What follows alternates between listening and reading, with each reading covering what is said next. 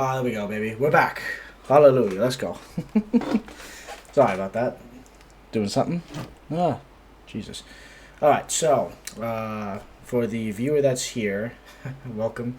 My name is Kick-Ass Kai. I'm a YouTuber. Still trying to get the hang of doing YouTube stuff, honestly. Trying to find myself. First stream, so thank you for joining, I guess. Unless you're a bot. In other words, still thanks for joining. Good to know. Machines are coming in to watch, I guess. As you can see, we're watching The Madness of Make-Believe Martial Arts. And honestly, I love this video. It's just funny and a little bit, and just goofs on people that just kind of deserve it, that fake a lot of martial arts. So we're going to be getting into that. Let's watch it.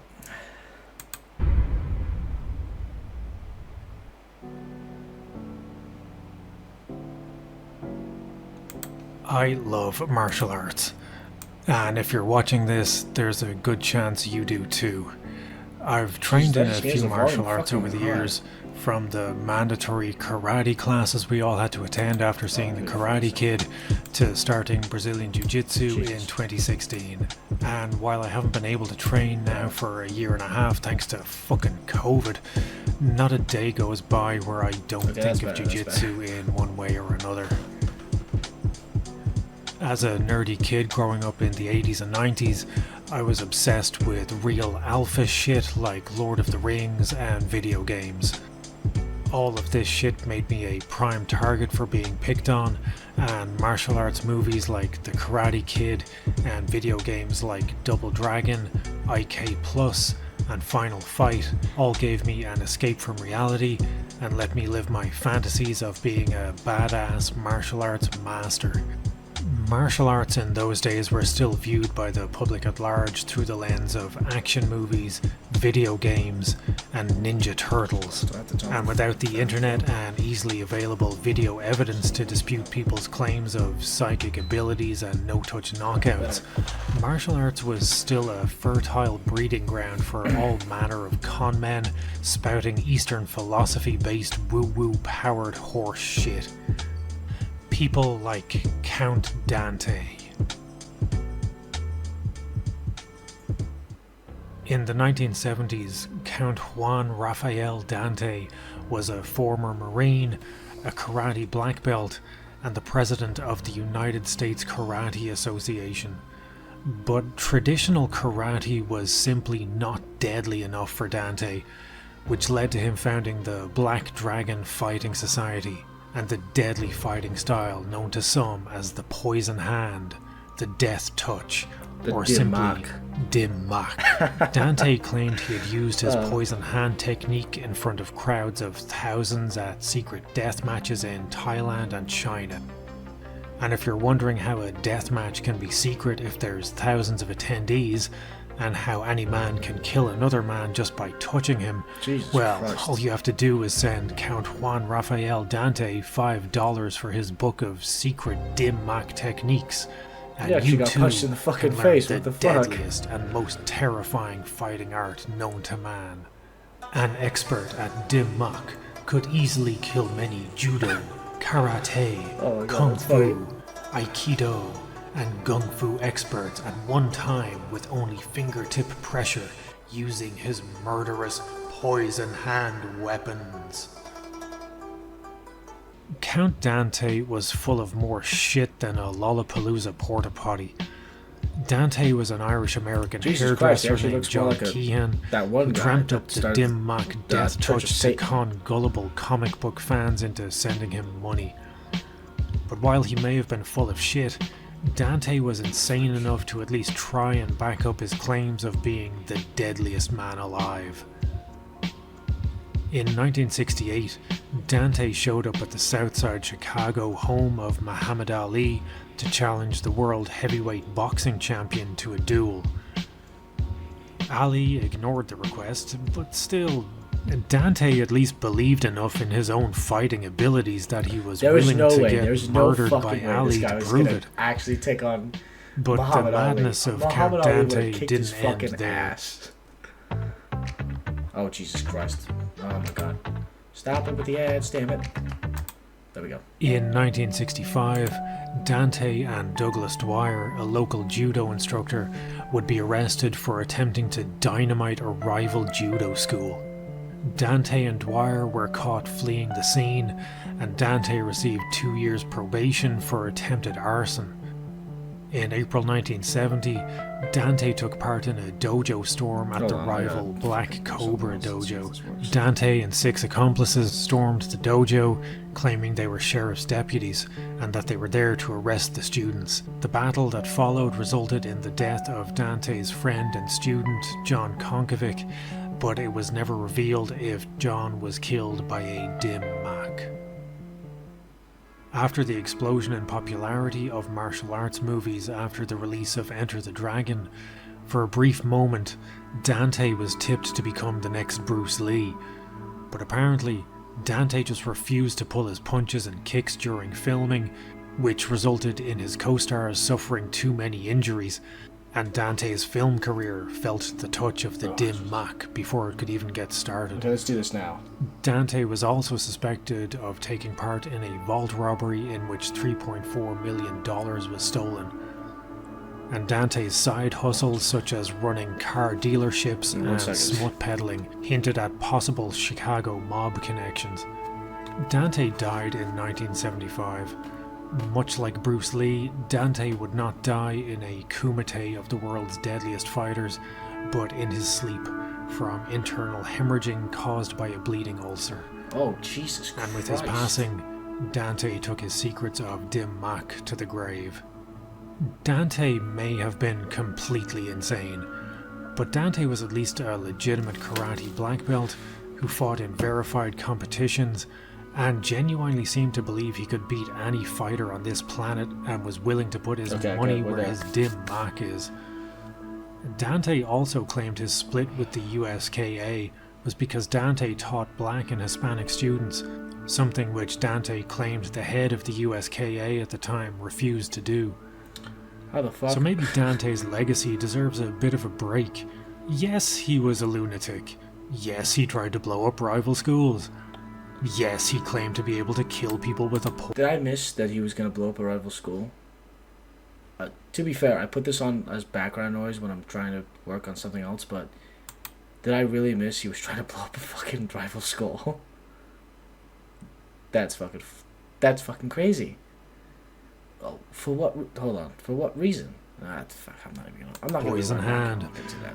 But Dante was a lifelong martial artist whose legacy is still actually felt today.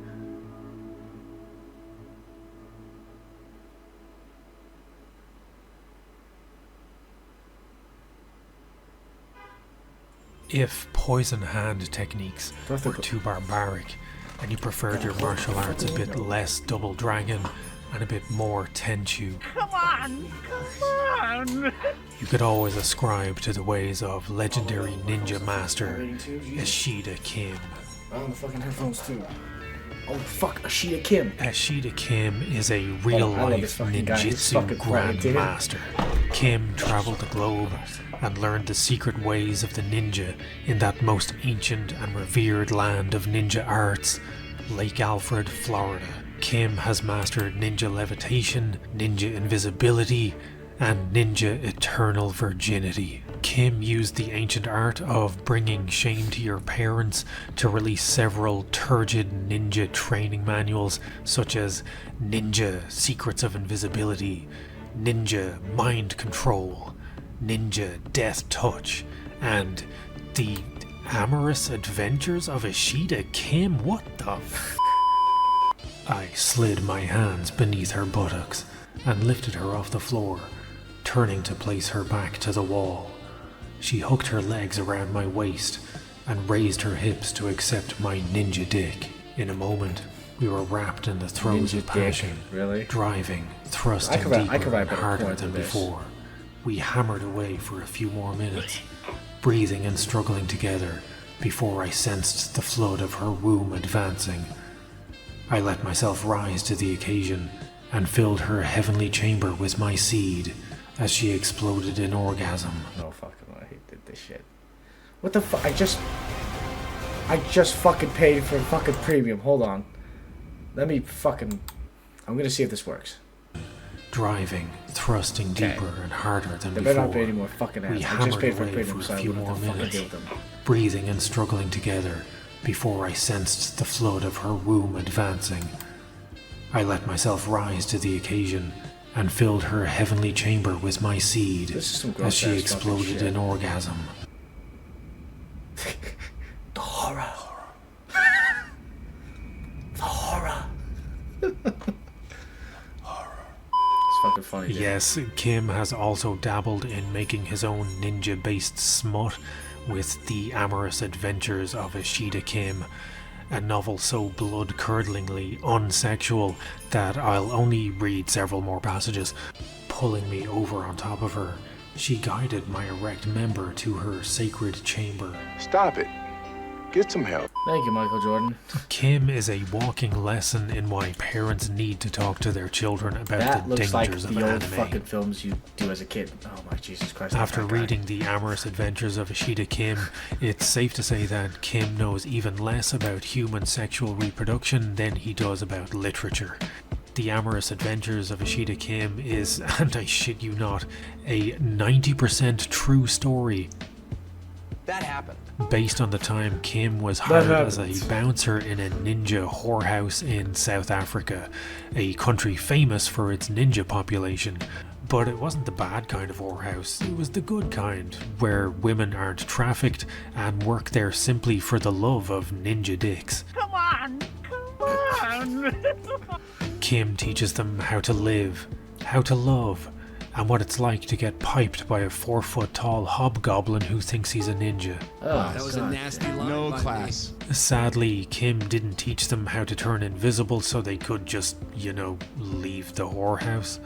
If you're wondering why you've never seen anyone perform a dim mak or use ninja bullet dodge to dodge a punch in MMA, well, that's just because these techniques are just too fucking deadly for the Gabby Garcia flexed her 24-inch pythons, sweat glistening over her body like early morning dew.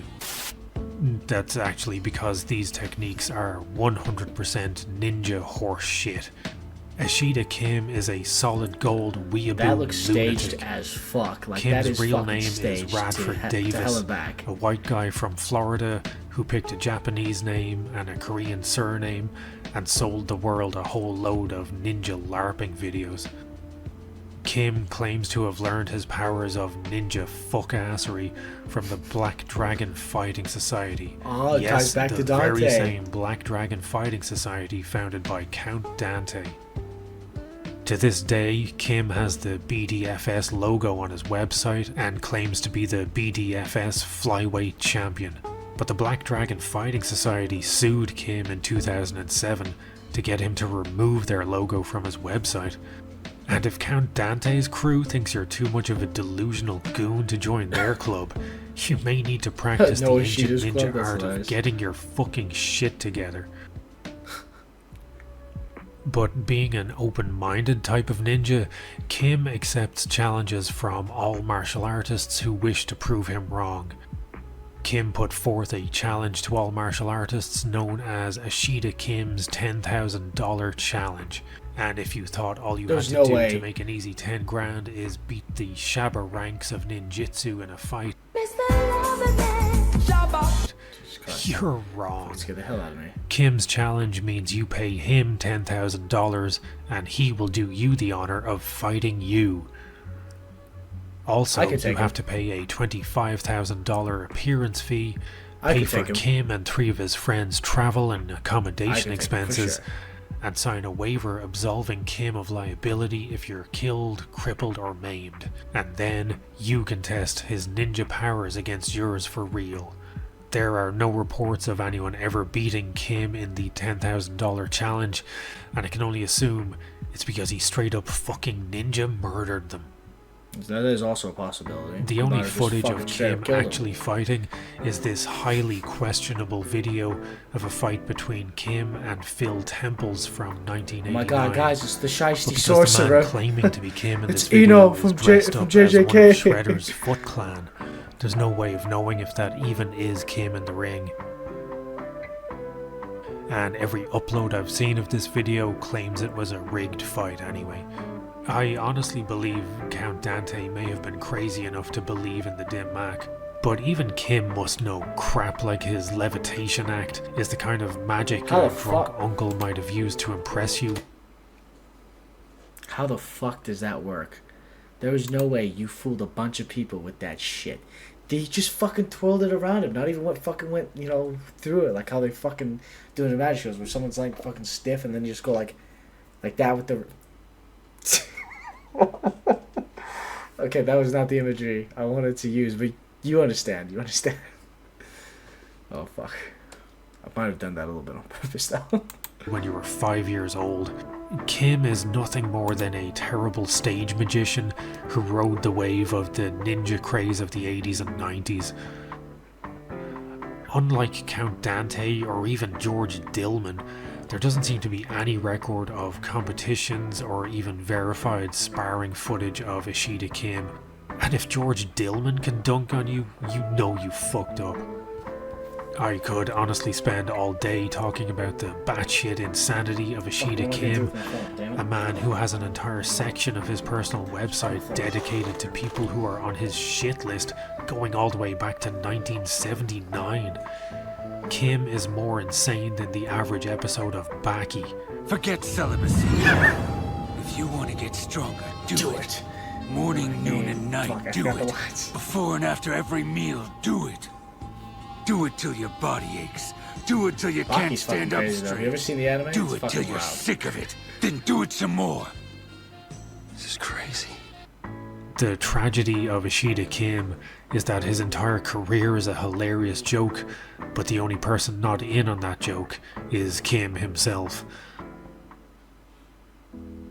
The heyday of reality-ignoring martial arts was the 80s and early 90s, when all it took to be a martial arts master was claiming you fought in a kumite death match in the Indonesian jungle, and people not only believed you, they made movies about you.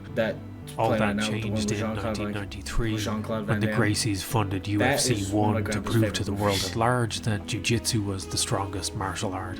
The Gracies had been doing challenges at their gym for years, offering to fight any other martial artists to prove the efficacy of jiu-jitsu. Look at them go. At UFC 1, the Gracies took their idea of the Gracie Challenge and televised it as a one-night, 8-man elimination tournament. Hoist Gracie eliminated the one-handed boxer Art Jimerson, the wrestler Frank Shamrock, and the savate scumbag Gerard Gordeau to be proclaimed the inaugural Ultimate Fighting Champion. With the rise of the UFC, I'm not big into the whole MMA scene, the glory but it is days kind of of nice to hear about this kind of stuff convincing because it is gullible interesting. kids that they could dodge bullets or use ninja powers of seduction were coming to an end. Jesus fucking Christ. But just because the sun was setting over the world of bullshit martial arts doesn't mean that it was taking all the charlatans with it. And in the mid-90s, one of the worst examples of bullshit martial arts was still in his prime. Yes, I was right. Fuck, yes. Steven Seagal. I hate Steven Seagal, and his hatred comes from all the shit he does. But, like, every other YouTuber I've seen who goofs on him, Mr. GG, gosh, I only know Mr. GG right now, honestly. I love that he goofs on... Oh, wait, no, JonTron. JonTron did a goof video on him, too. I love that.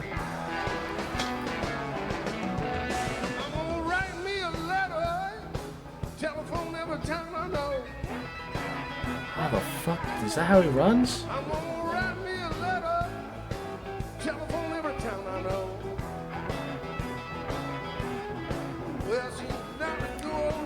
I hope one day someone just kicks this motherfucker's ass for all the stupid shit he does.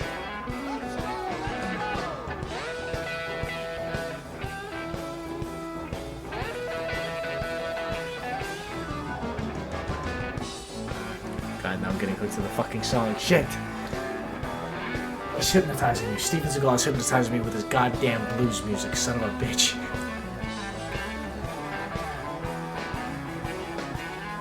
Ooh, okay, hold on. That last piano thing was a little fire. It was a little fire. Steven Seagal rose to fame in the 80s and 90s with movies like Out for Justice and Under Siege. Stephen is an Aikido black belt with the impressive boast of being now the when you first see that, foreigner it looks to ever real, teach but Aikido just a in reminder, Japan. Aikido is fucking fake as Seagal can fuck. pretty much turn his hand to anything and do it better than everyone else. Alongside his black belt, Seagal is also the greatest blues guitarist since B.B. King, cleaned up the streets of Arizona when he became a cop, This is not good. fought the Yakuza in Japan, went deep undercover with the CIA, coached Anderson Silva to a world title, is one of Hollywood's greatest action stars, and was made a deity on this earth by the fucking Dalai Lama. There's an old Zen I story. don't believe that for a fucking second. If the Dalai Lama Two really monks that made were him a walking deity, across the bridge. I'm gonna have some fucking words with the Dalai Lama myself, man. And the junior monk said to his teacher, he said, "What is the Buddha nature?" And He's just the other spewing monk shit. picked him up and threw him in the water. Yeah, he's just spewing shit. You know. If I Seagal don't know, decided Steven. to I study don't. medicine tomorrow, we could get corona cured by the end of the week. But if we take a look under that magnificent goatee, the cracks in Seagal's story begin to show.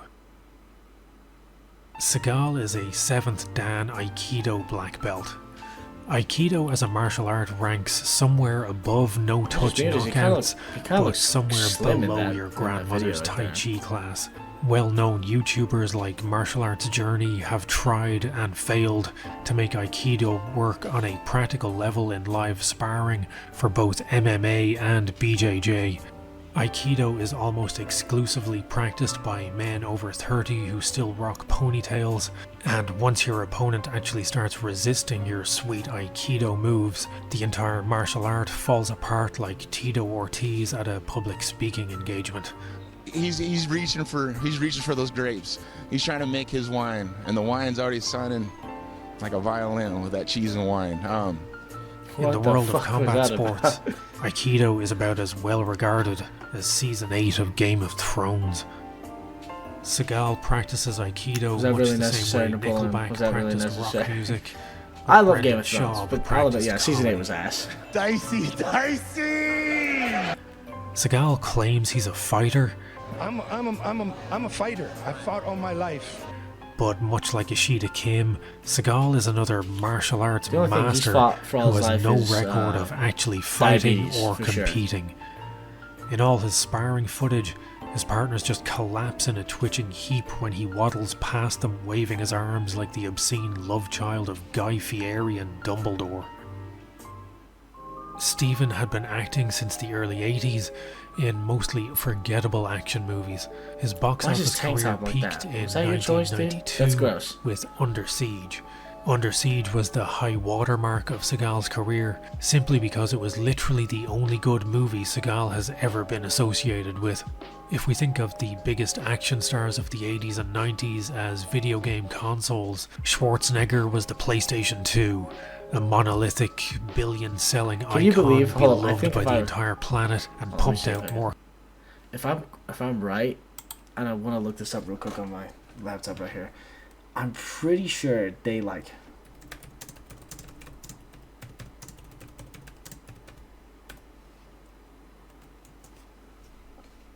I'm pretty sure. I think I was gonna say.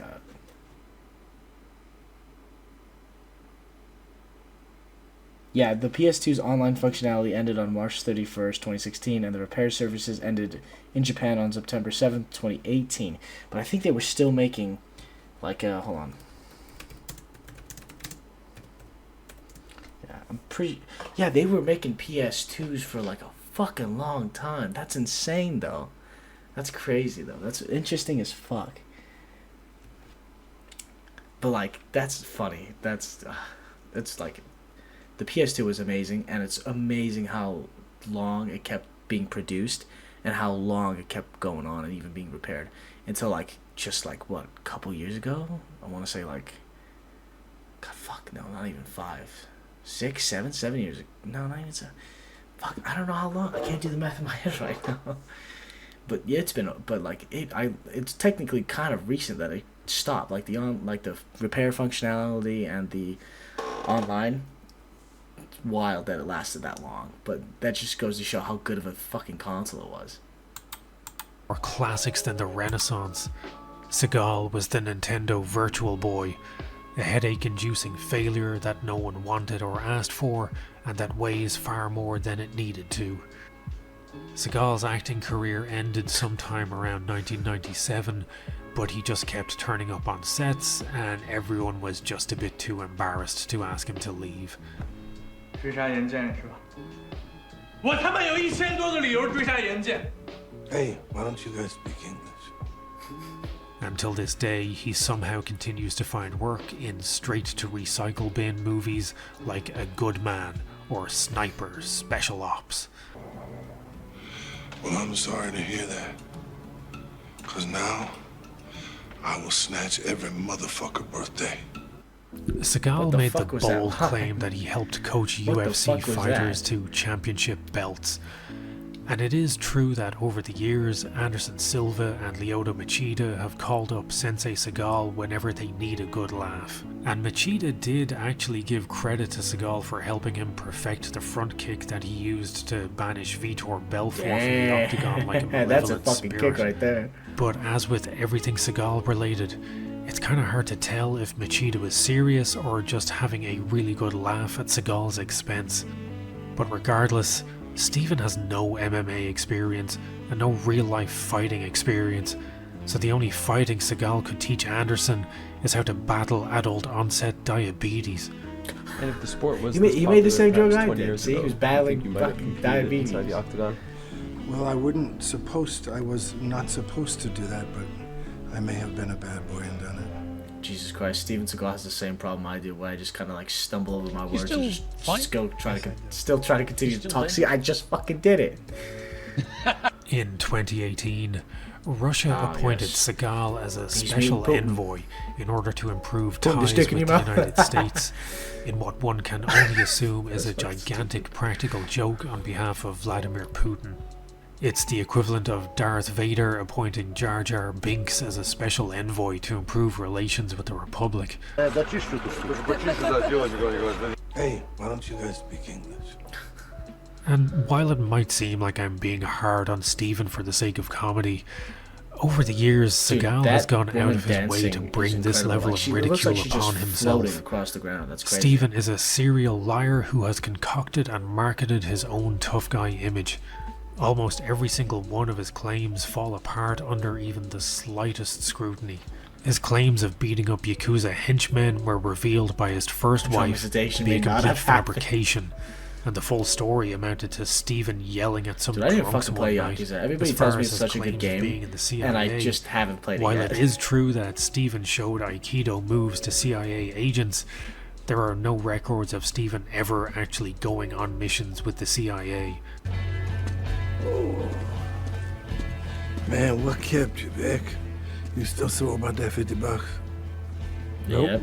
Oh, fuck, damn. Seagal is I was also gonna a get that pretty one. well-known piece of shit. He married his second wife, Kelly LeBrock, while still married to his first wife, Miyako Fujitani. Seagal has a long What a history fucking of asshole, alleged dude. abuse and harassment of female co-stars, and at the time of writing, Seagal has no less than 5 sexual harassment suits filed against him. And in terms of your life 5? in America, you've been What very the much caught fuck? up in all the allegations of sexual Wait, harassment. no, I've You seen had this a one. rape He walks allegation out of the against you, interview. and I I love wonder this one. how you deal with all that. See, that's fucking guilt right there. That's a Listen, guilty Seagal? fucking conscience right there. Stephen is also a bully who has a long history of hitting stuntmen on purpose while filming scenes. He even broke Sean Connery's wrist while training for a James Bond movie, Never Say Never Again. One. He broke But a fucking number of Sean years Connery's ago, wrist. with He a broke fucking guy James who's Bond's become very wrist. God successful, damn, Steven Steven. Seagal. What a piece of fucking shit. We're going to do a film called Never Say Never Again, and there was a possibility that I was is going to actually- do that sounds like a Aikido pretty good and Bond what have title, you. And honestly. I got a hold Oh, of Steven, and we is had that real? this training in the building where I had an apartment, and he was really very, very good and everything. And then I got a little cocky because I thought I knew what I was doing, because you know, the principle is it's defense, so it's a pyramid, and I got a bit flash, and I did that, and he broke my wrist. Wow. And Seagal would eventually get some What a karmic goddamn justice piece of when he was fucking confronted shit. about his treatment of stuntmen by this man. Jeff Munson here. You like watching people get fucked for free? No, not that man.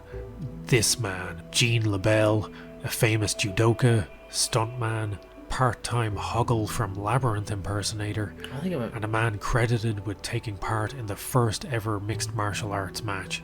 LaBelle fought Milo Savage in a boxing versus judo match in 1963, 13 years before Ali versus Inoki, the other fight that is often credited with being the inspiration for mixed martial arts. Seagal claimed that his Aikido training made him invulnerable to being choked out, and LaBelle took him up on this offer and proceeded to choke Steven This one's a really famous unconscious, one too. at which point Steven Seagal soiled himself.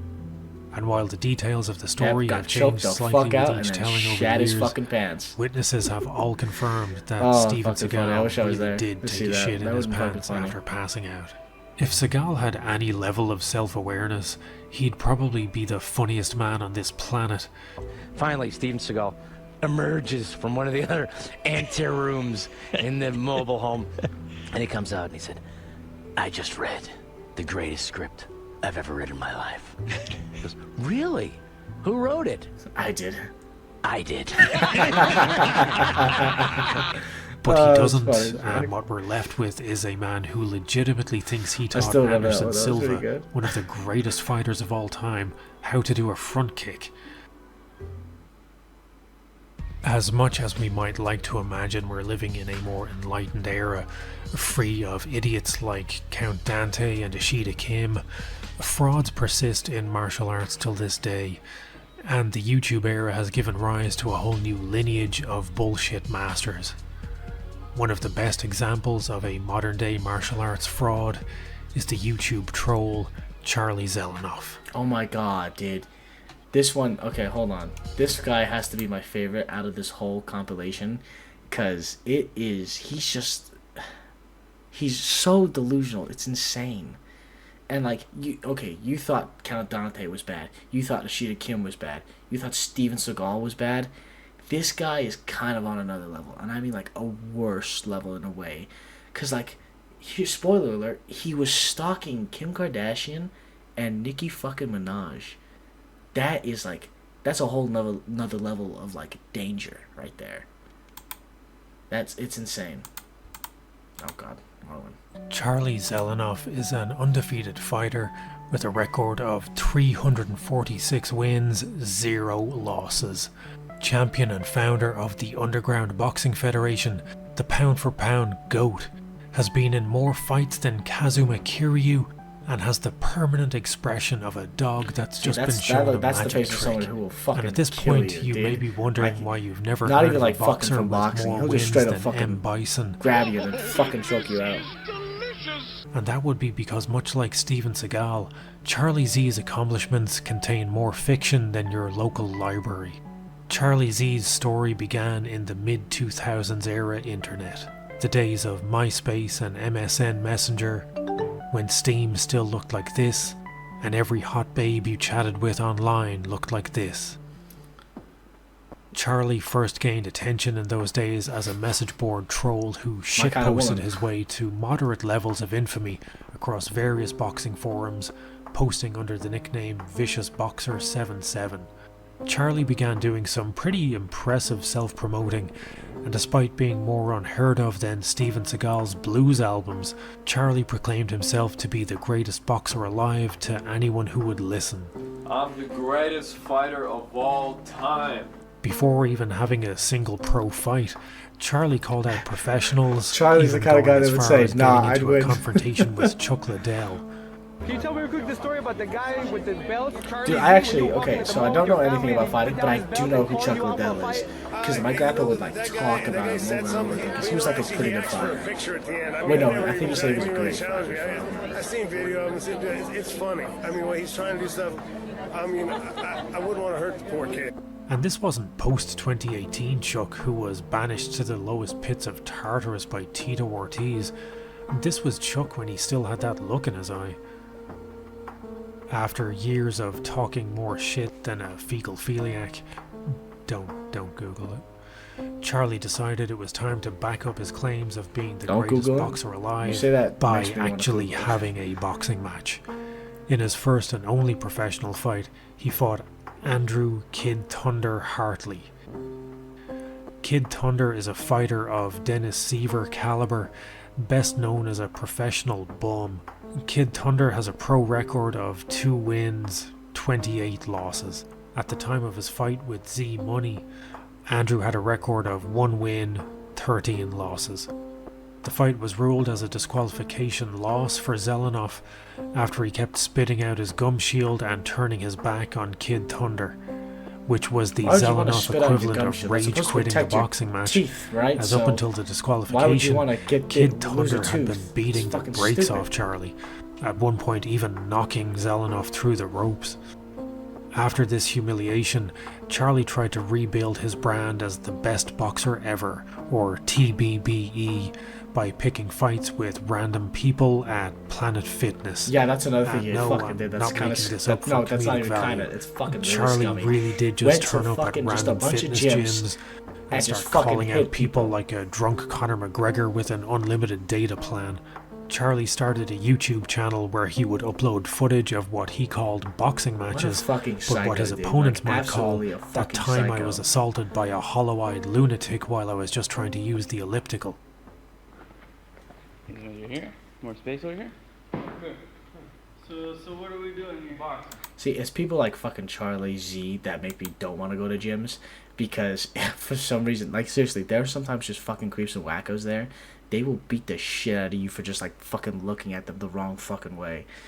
I can't fucking, and I'm like, I'm fucking antisocial, but being there at a gym with a bunch of people that are fucking sweaty and fucking just like giving you the dirtiest fucking look every time you walk in because you look like a bitch is fucking terrifying. But more so, if fucking, you never know when you're gonna run into a fucking lunatic. So yeah, no going to gyms for me. Just straight boxing? Like real boxing? Hold on. She just fucking goes ham on the guy. What the fuck? Dude, what are you doing, man? Doing it done? Hey, no, dude, that's not cool at all. Charlie catfished potential opponents with the I love how the guy was just also like, "Hey man, that's not cool, man. That's not cool." Like you fucking just like dick get punched in the fucking face. Oh my god, it's hilarious. "Let's do some light sparring" trick before immediately turning the intensity level up to Balrog Super Combo. Charlie showcased average boxing skills, which he used to pummel his unsuspecting victims right out of their Soul Cycle classes, but as soon as he faced anyone who offered even the slightest resistance, Charlie would immediately call a timeout and stop the fight. That tells me he's a fucking bitch. You ain't gonna finish what you started? What a fucking asshole, dude. And a fucking coward. Like, if you're gonna start shit, at least finish it. That's all I'm saying.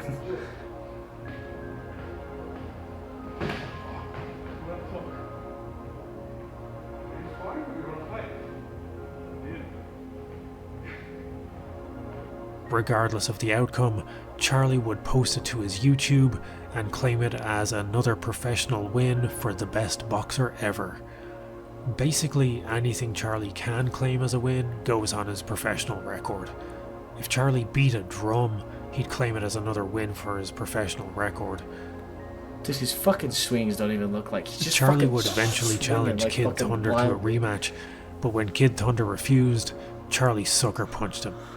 Another win for Z Fucking A, Money. dude.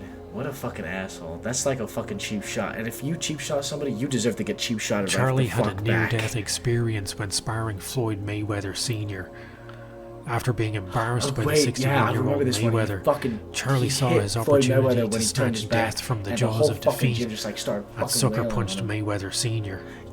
Yeah, Mayweather's see? entire gym jumped Charlie and stomped his ass, which somehow resulted in yet another win for Z Money. I mean, he lived through the ordeal, so that's kind of a win. Because the whole gym beat the shit out of him. Wait a minute. Wait. Man, I beat the shit out of that guy. Man, I knocked that guy out, man. Charlie amassed haters and supporters in equal measure. For every boxing fan that was outraged by a guy with an 0-1 record claiming to be the GOAT and whose idea of light sparring Hold on, I'm gonna be right back. Fucking gonna go grab something to drink. Oh shit! Oh god!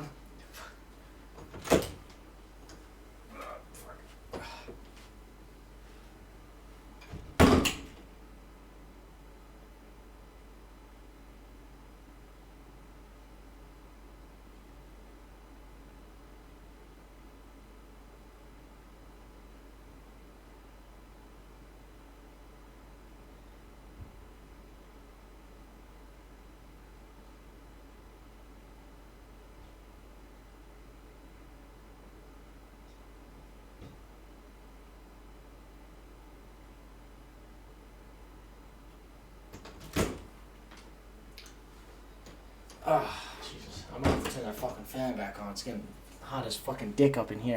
Fucking, this is the only thing I have in my fucking fridge right now. And the fucking, oh my god, I have to wait till it's fucking unthawed. Fucking fantastic, dude. Fucking great.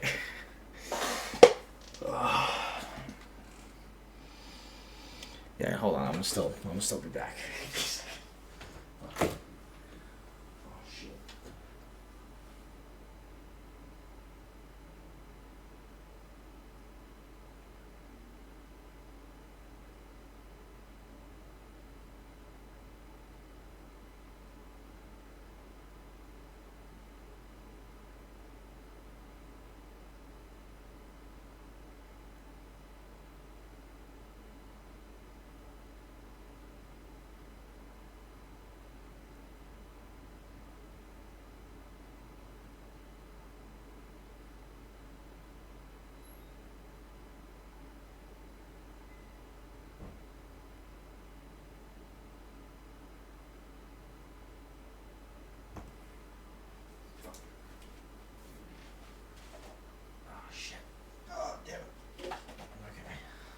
In for a cup.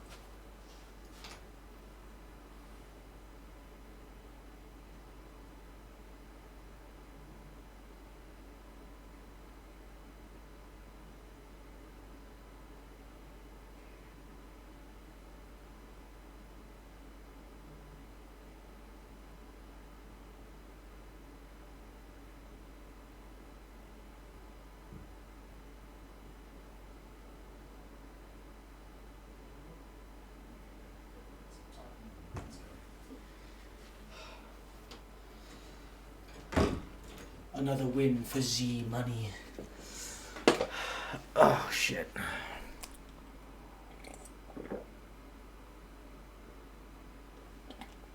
Oh fuck. Hold on.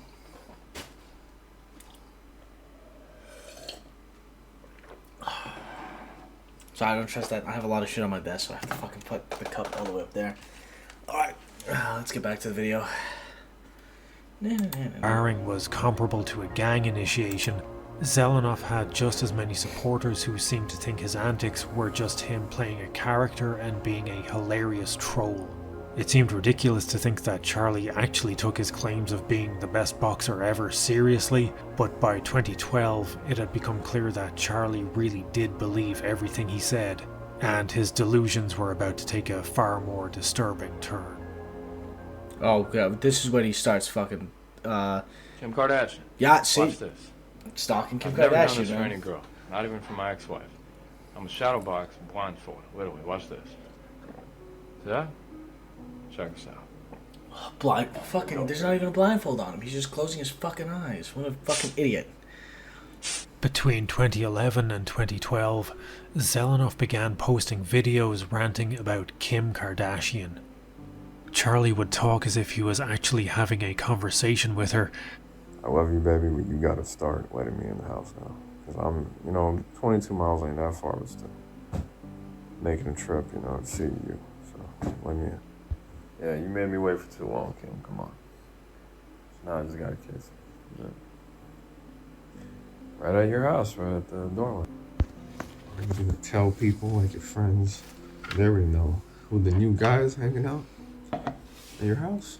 Well, then if you want, I will. Pound for pound, greatest fighter of all time. And made wild claims that they hooked up or that she had been calling him. Places, baby, where they don't want to recognize me and you talking and hooking up. Yeah, I was there, sweetheart. I could have kissed you at that table. Stop going to that place. Zelenoff took to harassing the staff at a nearby restaurant that Kim was known to visit. Yeah, I haven't been there in a little while. Just fuck. This is what I mean by, like, he is a little bit way more dangerous than the last three, because he is literally stalking a celebrity, which, by the way, sometimes has never ended well, and he's just going down a delusional fucking hole that just, like, is disturbing to watch, because he went from believing he was the best boxer to fucking somehow believing he and Kim have this relationship, which is fucking terrifying. Like, I hope no one ever has a stalker that I know, because fuck, hold on, let me fucking reworded that. I hope no one that I know has a stalker, because that has to be one of the most scariest things to live through. Because, like, this person is just watching you. You don't know who they are, what they're capable of. It is fucking terrifying. It doesn't even matter if you're a celebrity, because, like, again, people can figure out where the fuck you live nowadays. It's fucking terrifying. Wow. I would like to leave my number for a girl that goes there. Can you just take down my number and my name? Name's Charlie Z, Right, best boxer in the world. Charlie Z. Professional boxer, that's what they call me. I call you a fucking delusional, area code 333. crazy piece of shit. The girl's name is Kim. Charlie uploaded so many rambling, incoherent fantasies about Kim that if I were to play them all for you, you'd only finish watching them shortly before McGregor vs. Machine Gun Kelly starts on pay-per-view. Come on, baby. You're gonna look so sexy when we put these on. Yeah. He fucking even buys her fucking shoes. It's fucking creepy, dude. I keep telling her this every day. Kim, you're the one. Kim, you're the one. Kim, you're the one. Things got serious when Charlie was spotted filming outside Kardashian's property after pleading with her in numerous videos to let him into her home. Kim Kardashian, come on, baby. I'm at your house. Come on, you already know me enough. Dude, that has to be so fucking terrifying. Just like see yourself tagged in some video, only to see some fucking Kardashian random filed stranger for a fucking in front of your restraining order house. from Zelenoff after Fucking claiming she terrifying. feared for her life and was afraid Charlie was going to break into her home. The order was granted that Zelenoff must remain 100 feet from Kim at all times. Charlie's level of delusion seems so sincere that I genuinely believe that he believes he really was in a relationship with Kim Kardashian. If this was an act or a troll, then Charlie needs to put down the boxing gloves and call Hollywood ASAP, because this was the best character acting since Daniel Day-Lewis. Zelenoff's life continued to spiral after he was arrested in 2012 for robbery. Zelenoff spent 70 days in prison. Charlie claimed after his release that he was sent to jail because he had KO'd a 220-pound heavyweight and there had been no robbery, and immediately called for a fight with Fedor Emelianenko. By 2013, and with a restraining order in place against him by Kim Kardashian, Charlie turned his obsessions to another celebrity, Nicki Minaj. See? Nicki Minaj In one of Zelenoff's bleakest videos, he recorded himself screaming at Nicki after he waited outside a Ferrari dealership for her. Nikki! Come here right now! Dude, fucking A. Nicki Minaj! Charlie Z, the GOAT, will rescue you! But see, that has to be just as terrifying as someone being in front of your house. Someone fucking waiting for you at a fucking car dealership, yelling your fucking name, saying, "I'm gonna save you! I'm gonna fucking save you!" is fucking downright bone chilling. Cause if that happens, holy shit, I'm pissing my fucking pants. Cause again, I don't like confrontation. I fucking hate it. I'm a fucking pussy, I'll admit. I don't want to do anything. But fuck, I will fight for my goddamn life if I have to. But I'm still gonna fucking cry and whine and bitch because I fucking hate that shit, dude. It's fucking creepy. by this point it was clear that Zelenoff had legitimate mental health issues, yet there seemed to be a dedicated group of fans encouraging Charlie in this disturbing behaviour. In 2014, Charlie Z began harassing Deontay Wilder. Yes, I believe I've reached paid professional actor headquarters. Deontay Wilder, paid professional actor. Hey, listen, Klein. Talking shit, huh? Do you remember how you ducked me in 2012 and I beat Derek the Giant? Derek the Giant would knock you the fuck out, you son of a bitch. Zelenoff hurled insults at Wilder over social media and in voicemails, but after making threats to Deontay's daughter, Wilder had had enough, and Charlie was about to find out what happens when you harass someone who can actually fight back. That's where you fucking cross Wilder the line. got on a You fucking crossed the line plane, way before, flew but over to LA, that's even worse. confronted Zelenoff, and filed a restraining order with his fists to keep Charlie's brain 100 feet away from consciousness at all times. It is gonna be right now. It's the only way I'm gonna be here. He's done. Let him go. It's gonna stop now. Huh? Don't you ever look. Look at him fucking running away. Yeah, best boxer in the world is my fucking ass. Don't you ever say it ain't gonna be good for you. You gotta watch it, man. I'm the best. I'm still the best. Mayweather's senior knocked out. See how fucking fast he zooms out of there? He's just like... Despite being absolutely crushed by Wilder, the fight was ruled another win for Charlie Z. Of course. In 2016, Charlie suffered an even worse beating after he called out a young heavyweight named Dejan Daniels. Oh shit, god damn. Okay, time out. Oh shit. See him duck and weave? That's fucking good. Oh, oh, it's going outside the ring. Damn.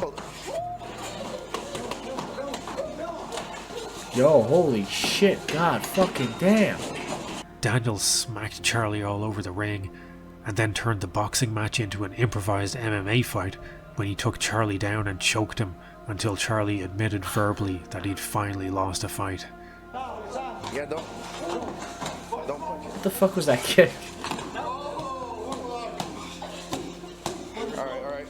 Call it. Let's go. Let's go. What? What? Say what? Say what? Say what? What's wrong? No, say he won. Say he won. Just say he won. Say he won. Huh? Say he won. Okay, he won. Charlie was arrested again in 2016 to the surprise of no one for starting a fight. You know, it at took an him LA being nearly fitness gym. fucking choked to death. By To fucking admit 2019, he lost videos the were fight. surfacing of Zelenoff showing even more disturbing behavior, from Charlie intoxicated on camera to him starting fights with random people on the streets, sucker punching a homeless man, and assaulting a Domino's delivery man. Charlie has appeared in videos in 2021 claiming that he's not interested in being a boxer He'll just be anymore. going around fucking slugging homeless people and fucking hitting the Domino's delivery guy. What the fuck's wrong Zelenoff with claims he you, will dude? retire altogether when he hits the mythical 1,000-0 record. It's difficult to know how to feel about Zelenoff. Despite being a violent bully, he's also a man to be pitied, as after spending hours watching his Kim Kardashian rants for researching this video, it's clear that Charlie needs professional help. I genuinely don't think Zelenoff can be classed as a troll, as trolling implies being knowingly deceitful in order Dude, to he's like, aggravate your he's kind of like targets. the Chris Chan And of Charlie boxing. seems to almost. 100% believe Not as his bad own as Chris delusions. Chan, but I would he's honestly like to close see enough. Charlie get help and get his life back on track, because if 2021 has taught us anything, it's that Triller Fight Club will pay him $20 million to box the ghost of Chuck Liddell in a TGI Fridays parking lot. Despite frauds like Ashita Kim doing to the reputation of martial arts what the Nazis did to the swastika, Oh, martial Jesus arts Christ, are still fuck, something Jesus I Christ, can I firmly show that? believe can Oh, be a fuck. force for good for anyone with the inclination to give them a try. You only have to Google Hopefully that jiu-jitsu doesn't and mental bite my health ass, 'cause to read a litany that of would stop stories me. about how jiu-jitsu has helped people with depression or anxiety. All martial arts have huge benefits, whether physical or mental, even the shit ones like Aikido. But before we wrap this video up, there's one last martial arts boil that needs lancing. The dark side of the Force is a pathway to many abilities some consider to be unnatural. Unnatural. I fucking love Star Wars. Unnatural. This is EFO or Empty Force, also known as no-touch knockouts or Yoda-based martial arts. EFO is the jiu-jitsu of bullshit. It's the Rolls-Royce of LARP-based martial arts. In the realm of piss-poor martial arts, EFO sits bullshit. It's the Rolls-Royce of LARP-based. Oh fuck! I can't tell. That looks like Logan Paul. That looks like Logan Paul. Martial arts. Shit. In the realm of piss-poor martial arts, EFO sits upon its fraudulent throne of lies as undisputed, undefeated donkey. The donkey is sort of like the goat, but stands for Dillman-operated, no-touch knockout, exorable yellow belly. EFO is unique in that, unlike other martial arts, every single practitioner of EFO is a charlatan. It's impossible to look at no-touch masters and say this one is the worst, because they're all the worst. Much like you can't look at Brendan Schaub's stand-up and say this is the worst joke, because all his jokes are the worst. Every no-touch master is a fraud because of the simple fact that magic isn't real. It's still real to me, damn it! George Dillman was once upon a time a respected karate black belt whose biggest claim to fame was that he taught karate to Muhammad Ali. But somewhere along the line, Dillman realized that martial arts are hard, How the fuck and do you go doing from literally supposedly nothing teaching is a Muhammad lot Ali easier. karate So to fucking Dillman making some perfected bullshit wizard-based fucking martial the arts Force instead. I can put the largest person that you can find in the world, and I've done this, with that finger, I can put him on the floor.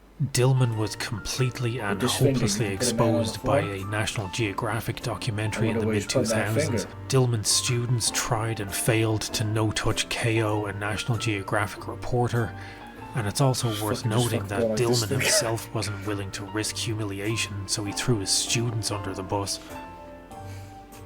Dillman would eventually Fucking drop fast. the hammer of dawn on his own career when he attempted to explain why the no-touch KO didn't work. The skeptic was a totally non-believer. Plus, I don't know if I should say that on film, but if the guy had his tongue in the wrong position of the mouth, that can also nullify it. Yeah, you can nullify it. You can nullify a lot of things done to you. In fact, you can nullify them if you raise those two big toes. If I say I'm going to knock you out, and you raise one toe and push one toe down, can't knock you out. And then if I go to try again, you reverse it. If you keep doing this, I won't knock you out. Despite Dillman Makes no completely fucking sense self-owning right there. and How the exposing fuck the does that entire work? field of no-touch knockouts as You're having saying I can less just be going, I can legitimacy just than go your like this, average Nigerian and then prince, just like fucking knock him knocked no-touch out. martial arts continue on in the form of empty force, practiced by the John Wick of psychic martial arts, Yuka Lampila. It's not what you did, son. It's who you did it to. Oh yeah. Nobody? John. Nobody.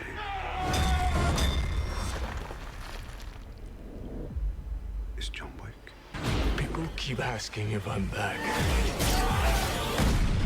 Yeah, I'm thinking I'm back.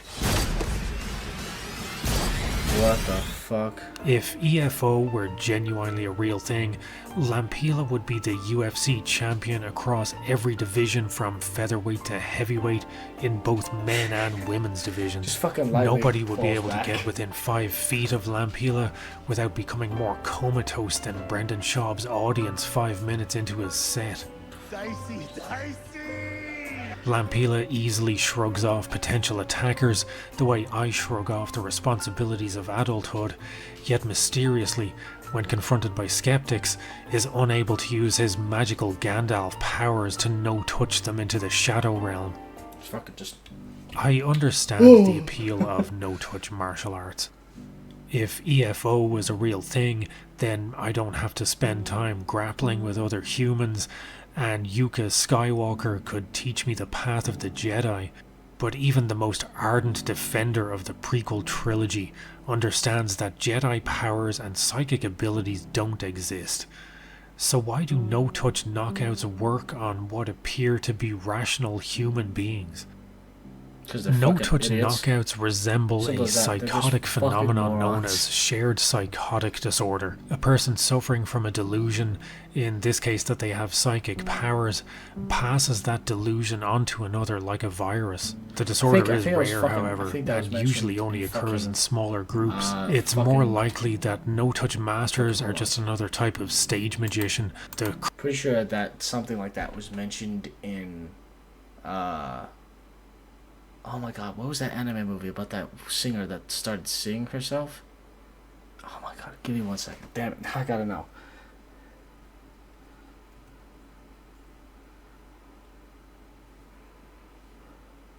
What is it? What is it?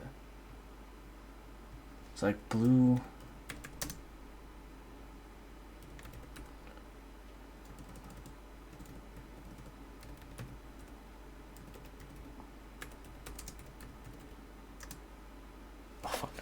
I'm gonna...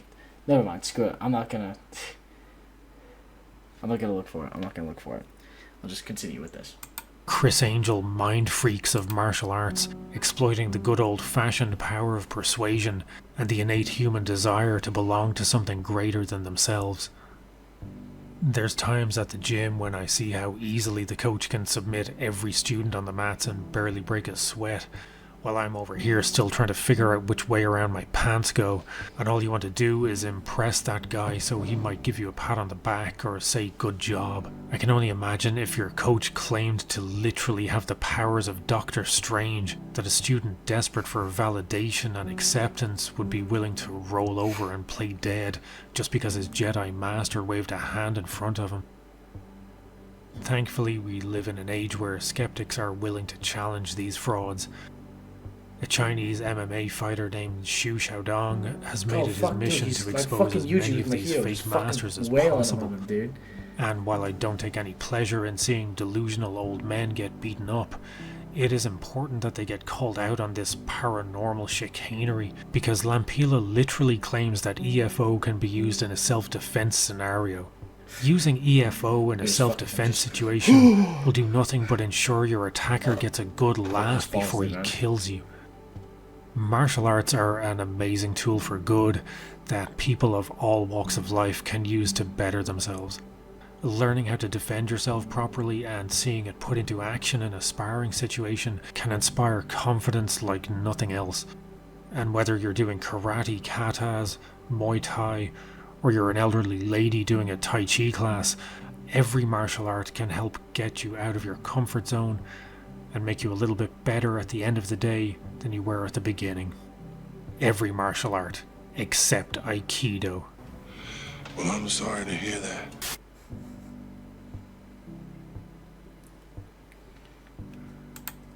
Is that it? Alright, that's it. Okay, cool. Let's see. What should we watch next? Should we watch part 2? It's another hour. Oh, this was 53 minutes?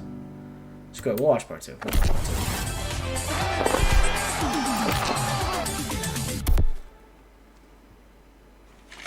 Oh, hold on. One thing the ninja's famous for, I want to point out, is what is known as a death touch. The ability to hit someone, leave no bruise, no mark whatsoever, and yet kill them or let them die hours later. This sounds like a James Bond movie, you realize. Well, the ninjas were the James Bonds of Japan. Hi, Napoleon here. It's come to my attention that some viewers were deeply offended by the loud rock music used in the intro to Fake Martial Arts Part 1. To those people, I want you to know that I'm listening and I care. Did you know that Steven Seagal once tried his hand at making Jamaican dancehall music? You didn't? Well then, for the remainder of this intro, please enjoy the Steven Seagal dancehall classic, Strut. I hope you will find the mental image of a 70-year-old Seagal sweating profusely while grinding up against an unwilling dance partner and mumbling, "Me want the punani," less offensive than heavy metal. Thank you.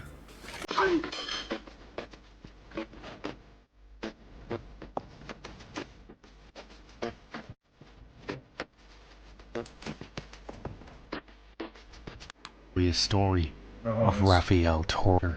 They skip all into it and included in hand kill use ability is the Shadow Club and sin. What is it? Okay, there we go. Right here. Ishida Kim, Count Dante, George Dillman. What is the connective tissue that links the worst trilogy of human beings since I just breathed in air. Is it their affiliation with the world-famous secret ninja club, the Black Dragon Fighting Society, or the fact that they all look about as combat-ready as Mr. Bean? The common denominator for the most famous shit peddlers of the 70s and 80s ninja magic era of martial arts is that they all tried to convince their students that they had supernatural abilities. Ishida Kim wanted you to believe he was capable of levitation, invisibility, and that he had totally had sex with a girl, but she goes to a different school than you, so you probably don't know her. Count Dante wanted you to believe that he could kill you not just by dynamiting rival dojos, but with a poison hand technique, the death touch, the dim mak.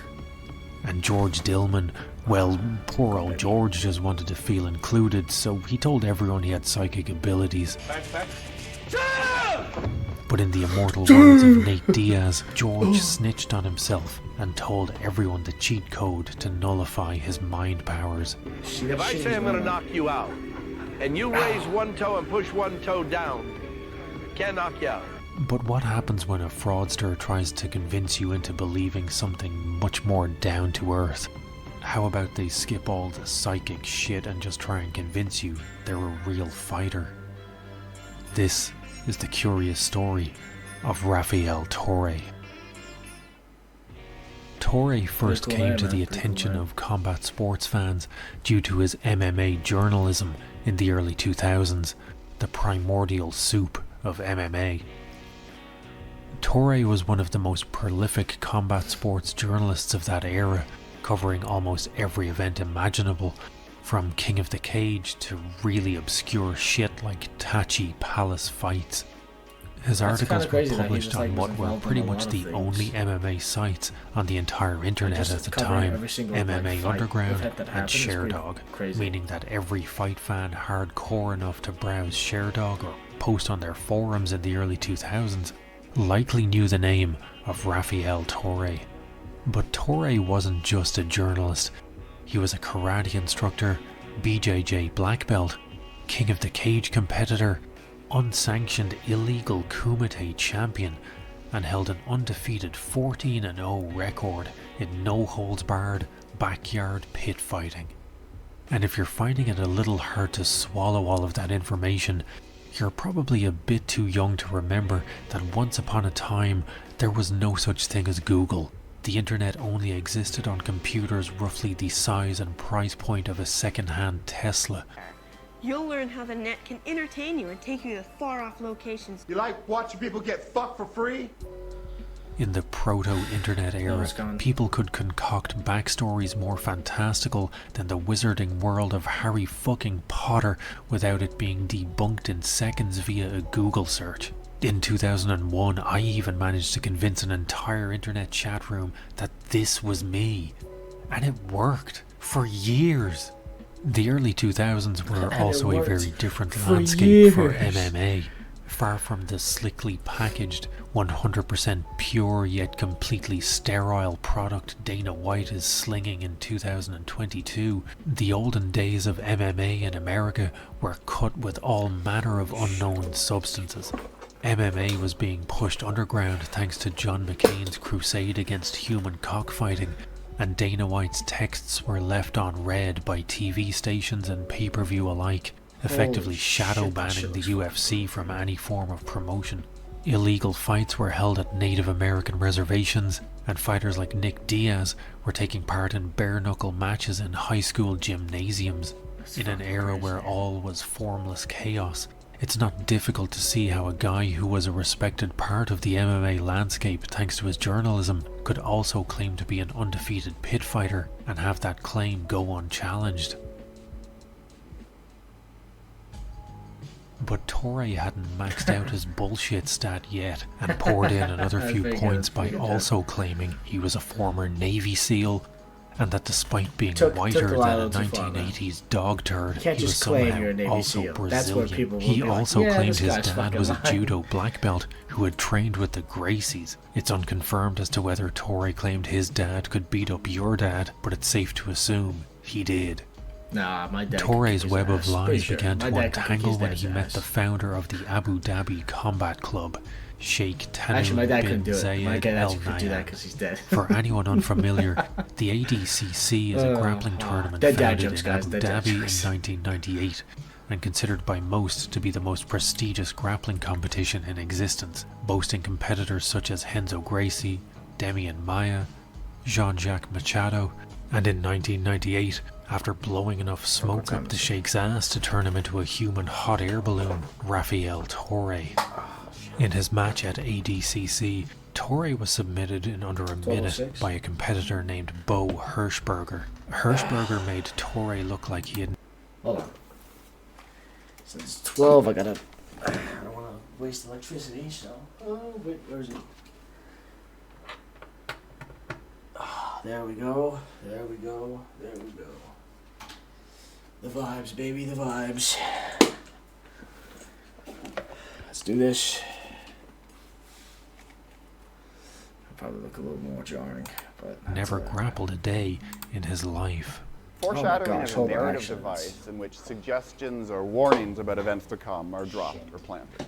Torre returned to the world of MMA journalism and cultural appropriation with his black belt tucked between his legs. While the loss at ADCC was embarrassing, it wasn't enough to ruin his reputation outright, as some black belts are just that much better than others that it was plausible that Torre had just been steamrolled by a much better grappler before he could get off any kind of offense. He remained an important part of the MMA landscape of the early 2000s, but rumours that his black belt claims were more fraudulent than a pair of synthol biceps dogged him like a hostile NPC.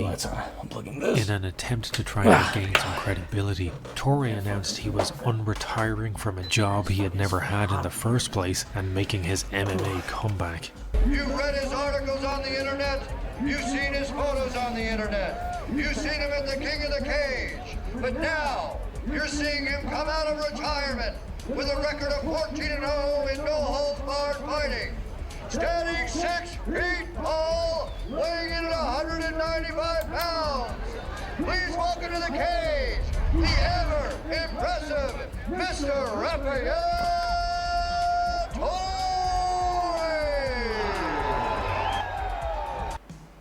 Torre made his debut comeback at King of the Cage 25, Wet and Wild. And just a couple of notes about King of the Cage here. The Wet and Wild event was appropriately named as it was the only MMA event in living memory held outdoors in a rainstorm. I'm not quite sure of the logic behind this. I can only assume it was a bath salts fueled fever dream by whoever was in charge of King of the Cage's booking, but every match devolved into an MMA slip and slide. He's slipping all over the place right here. Yeah, he did. That was not a takedown, it was a fall. Basically, that was a slip. And Bruce Buffer announced every match while wearing an overcoat, like he was getting ready for an 8:30 res at Dorsia, but forgot he had one last fight to announce. Also, King of the Cage has over 500 events and has individually named every single one. Once the event numbers started hitting triple digits, the UFC realized there were only so many permutations of the words fist, undisputed, warfare and power, so they gave up and just stuck with numbering their events. But King of the Cage is ruthlessly committed to this bit and has produced 500 plus events, such as Raw Deal, New Blood, Heavy Trauma, Most Wanted, Hazard Pay, Warp Speed, Fallout Tactics, Brotherhood, Equalizer, Unchallenged, Social Distortion, Violent Confrontation, Ceaseless Discharge, Counterpunch, Thor 2, The Dark World, National Dispute, Generation X, Turf, Extreme Horsepower, Velocity, Full Speed, Territorial Conflict, Demolition 2, Aggressive Lifestyle, Future Legends 41, Hard Knock 3, Perennial, Impending Attack, Highlight Reel, Grand Finale, No Retreat, Under Siege, Anger Management, No Escape, Future Legends 40, Energetic Pursuit, Pervade. Jet-powered, the monkey navigated, and it goes on like this. Back at King of the Cage 25, in the worst attempt at forcing a beef since that time DC and Alexander Gustafsson bickered about Halo 5 over Twitter, Torre tried to make out that, for some ill-defined reason that was never really made clear, there was hot take. bad blood between him and his opponent, Ioka Tianu. Like Halo 1, 2, 3, 4, good games. Everything else after that, kind of butt. Is there a little bad blood going on between the two of you? Tell me a little bit about that. Yeah, you know, there's a little shit talking here and there, you know what I'm saying? He wants to take me to the cage. Hey, man, I'll bring it, you know what I'm saying? Is there more to this fight than meets the eye? Is there a little bad blood? Yeah, a little. There's a lot of bad blood. There's a lot of bad blood. I figured, you know, if I was going to ever come out, it'd have to be for a good reason, and I'd want to do it in a good show, and I figured King of the Cage was the best show in the U.S., and this guy gave me some good reason. A lot of bad blood. I don't really want to go into it here. I want to do it in the ring. I want to finish it in the ring with him, you know, and maybe give him a little beat down, teach him a little bit of a lesson, and show him that, you know, that I'm not the guy you want to mess with. With the beef well and truly room temperature, the fight was on. Torre versus Tianu was about as convincing as Connor's nice guy McGregor act. But the respect is admirable for this man from me. Not only a little bitch of a thing, a silly little hillbilly. After a couple of comical slips due to the soaking wet canvas, Tianu rolled over and threw his legs in the air like a jaded hooker and proclaimed, "Gee, I sure hope no one knee bars me." Torre proceeded to apply what could possibly be identified as a knee bar if you watched it in 360p on a Nokia 3310, while Tianu tapped out faster than someone mashing buttons while playing Halo 5. Jesus, I hope DC got paid well to debase himself like that. Now, is the grudge put to rest? Yes, it's totally done. He hit me hard, and I got him back a little bit too, so I think we're even. Okay, so now, are you going to continue in mixed martial arts, or will you now retire again? Hell no, these young guys coming up hit too damn hard, they're too fast, they train too much, I'm too old. I'm gonna go pro wrestling, and we don't have to suffer for real. If Torre was expecting his first ever recorded fight to act as some kind of physical record of certified badassery, something that would make the MMA community at large nod their heads in sage agreement that, wow, this guy is legit after all, he was wrong. Like the amorous adventures of Ishida Kim levels of wrong. He's gonna say, oh, what the instead fuck of does that legitimizing say? him in the Say? eyes of the MMA community. We're gonna read it together, chat. We're gonna read it together. Oh shit, Jesus Christ. Of wrong. Hookers don't wear underwear, she explained. Just gets in the way and slows things down. Hope you don't mind, she whispered into my... Dude, there's not even another, like, fucking pair of colons right here to fucking divide the dialogue. What the fuck is this? It just gets in the way and slows things down. Hope you don't mind, she whispered in my ear. She bent over to kiss me. There's not even a fucking other one. What the hell? Not a problem, I replied as she slid my breech down and slipped, pulling me over the top of her as she got it erect. Never mind. Okay, we're gonna fast forward. Guys of the MMA community I'm not gonna read that and trash. convincing everyone he must really be a Brazilian Navy SEAL undefeated pit fighter. The incredibly suspicious nature of his win just sped up the collapse of the Rafael Torre cinematic universe. Around December, I heard Rafael was coming out of retirement. This is trippy, but not was fighting one of his old students. It was a vendetta. And I went out there to film him, and I saw all the techniques he was doing, and I couldn't help but notice as he was doing them that they were sloppy. That's a generous way of saying it. This is what I shot for King of the Cage right before Rafael's fight. This is him hitting the pads.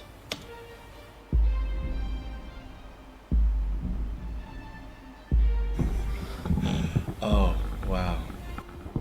Oh, snap. You didn't tell me that. Look at that jump kick. He kicks, and it's like, okay, I kicked you, then it's done. There's no defense after. Right. Look, see how the knees bent when he Goes to armbar, not straightens out his leg. Yeah, there's his knee bar set up. That is the worst thing I've ever seen. He left his leg on the inside of the knee bar. That's terrible. Yeah. So we know right now. I don't know what he's doing Eddie wrong. Bravo, but if they say a he's doing it commentator wrong, from he's King doing of it the wrong. I Cage, just don't know what the fuck founder he's of doing. 10th Planet Jiu-Jitsu, I'm not a martial artist. 100% legitimate black belt, and guy you probably recognize from that video about lizard people your uncle sent you, invited Torre to train with him. It didn't go well. And Eddie rolled with him, and I remember him coming back to me, and he's like, that guy's not a black belt. And I go, well, you sure? And he goes, dude, he don't know anything. And so then he calls him up, and he was like, hey, are you a fucking black belt? Tell me you guys like, well, you know, I'm a black belt in Japanese jiu-jitsu. He goes, stop. Are you a fucking black belt? And there's like this big pause. He's like, bro, you're a fucking liar. Bravo confronted Torre about his experience, and to the surprise of almost no one, it turned out that his combat experience was as legitimate as Lieutenant Gorman's from Aliens. How many drops is this for you, Lieutenant? 38, simulated. How many combat drops? 2, including this one. Oh, man. Not only did he lie about his black belt, he shockingly wasn't a Navy SEAL, wasn't Brazilian, wasn't an underground pit fighter. His dad couldn't beat up your dad, and his name wasn't even Raphael fucking Torre. His real name was Ralph Bartle. At this point, I'm not even convinced that was his real beard. A bit of a weird name. Sun Tzu once said, how you gonna snitch on yourself? And with his embarrassment at the hands of Eddie Bravo, Torre snitched on himself by exposing his complete lack of grappling ability. Ostracized from the MMA community, exposed as a fraud in the sport he loved, and unable to work as an MMA journalist, no one ever heard from Raphael Torre ever again. Just kidding. He murdered someone. After the MMA community filed a restraining order to keep Torre's bullshit 100 meters away from the sport at all times, he did indeed vanish, but while in exile, Torre kept himself busy by schmoozing a woman named Angelina Richards. The pair fell in love, the only roadblock being Angelina's husband, 32-year-old Brian Richards. Brian had $1 million life insurance policy that was just too tempting for Torre to leave him walking around, living and breathing, while he could be spending $1 million on fake black belt certificates and tanning beds. So in an attempt to tap out 2 opponents with one half-assed knee bar, Torre concocted a plan to murder Brian so he could collect a payday and get the girl. His first idea was to offer former MMA fighter Gerald Strebent $10,000 to kill Richards. Strebent wisely refused. Out of options, Torre invited Richards to his gym, where the fake black belt got the first legitimate win of his career by using a rear naked choke to strangle Richards to death. Torre displayed the criminal acumen of a Scooby-Doo villain by dumping the body in the bed of Richards' pickup truck, covering him with some garbage, and leaving the pickup in the middle of a supermarket parking lot.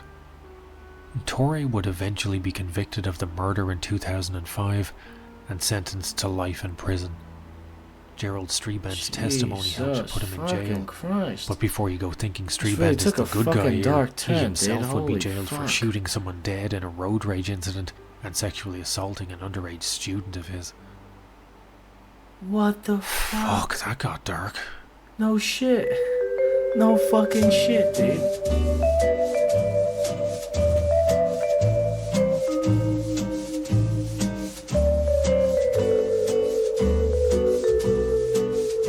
I already heard about this guy being a fucking fraud. Don't move, you move, I'll shoot. Fucking thinks he's John Wick. How to get killed in one easy lesson. It's pretty good, it's pretty good. Fake martial arts are a dying industry. For years, bullshit enthusiasts have survived off the carcasses of Ishida Kim, Frank Dukes, and George Dillman. Meals that had already been picked clean by the turn of the millennium. But much like the comeback of vinyl records or the Iron Curtain, no one could have predicted the rise of Dale Brown. Detroit Urban Survival Training, I want to share with you right now some options you have that can increase your survivability if someone placed a gun to your throat. A striker-fired weapon is pinning against your chest, against the wall. Or you're being carjacked, grabbing you by the throat, a person with a hammer, holding a blade as an axe. Dale has single-handedly breathed new life into an industry long thought to have been killed off by the ascendance of martial arts that don't require a belief in magic in order to work. Brown runs Detroit Urban Survival Training, the most ironically titled group since Joy Division. Because following any of the self-defense advice posited by Detroit Urban Survival Training will guarantee you an all-expenses-paid trip to the afterlife of your choosing. Don't move, you move up.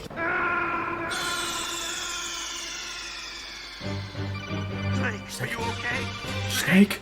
Snake! Since 1993, Brown has been teaching his Thanos-inspired method of self-defense, where it's a cast-iron guarantee that if a gun is pulled on you, employing dust training results in 50% of the participants being removed from existence.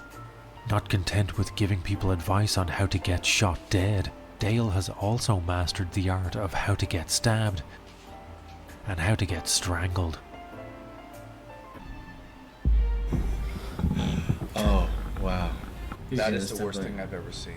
Brown is certified in firearms management, private investigating, and pull on his fucking ears. Nuclear emergency management. Who is letting this man manage the next Chernobyl?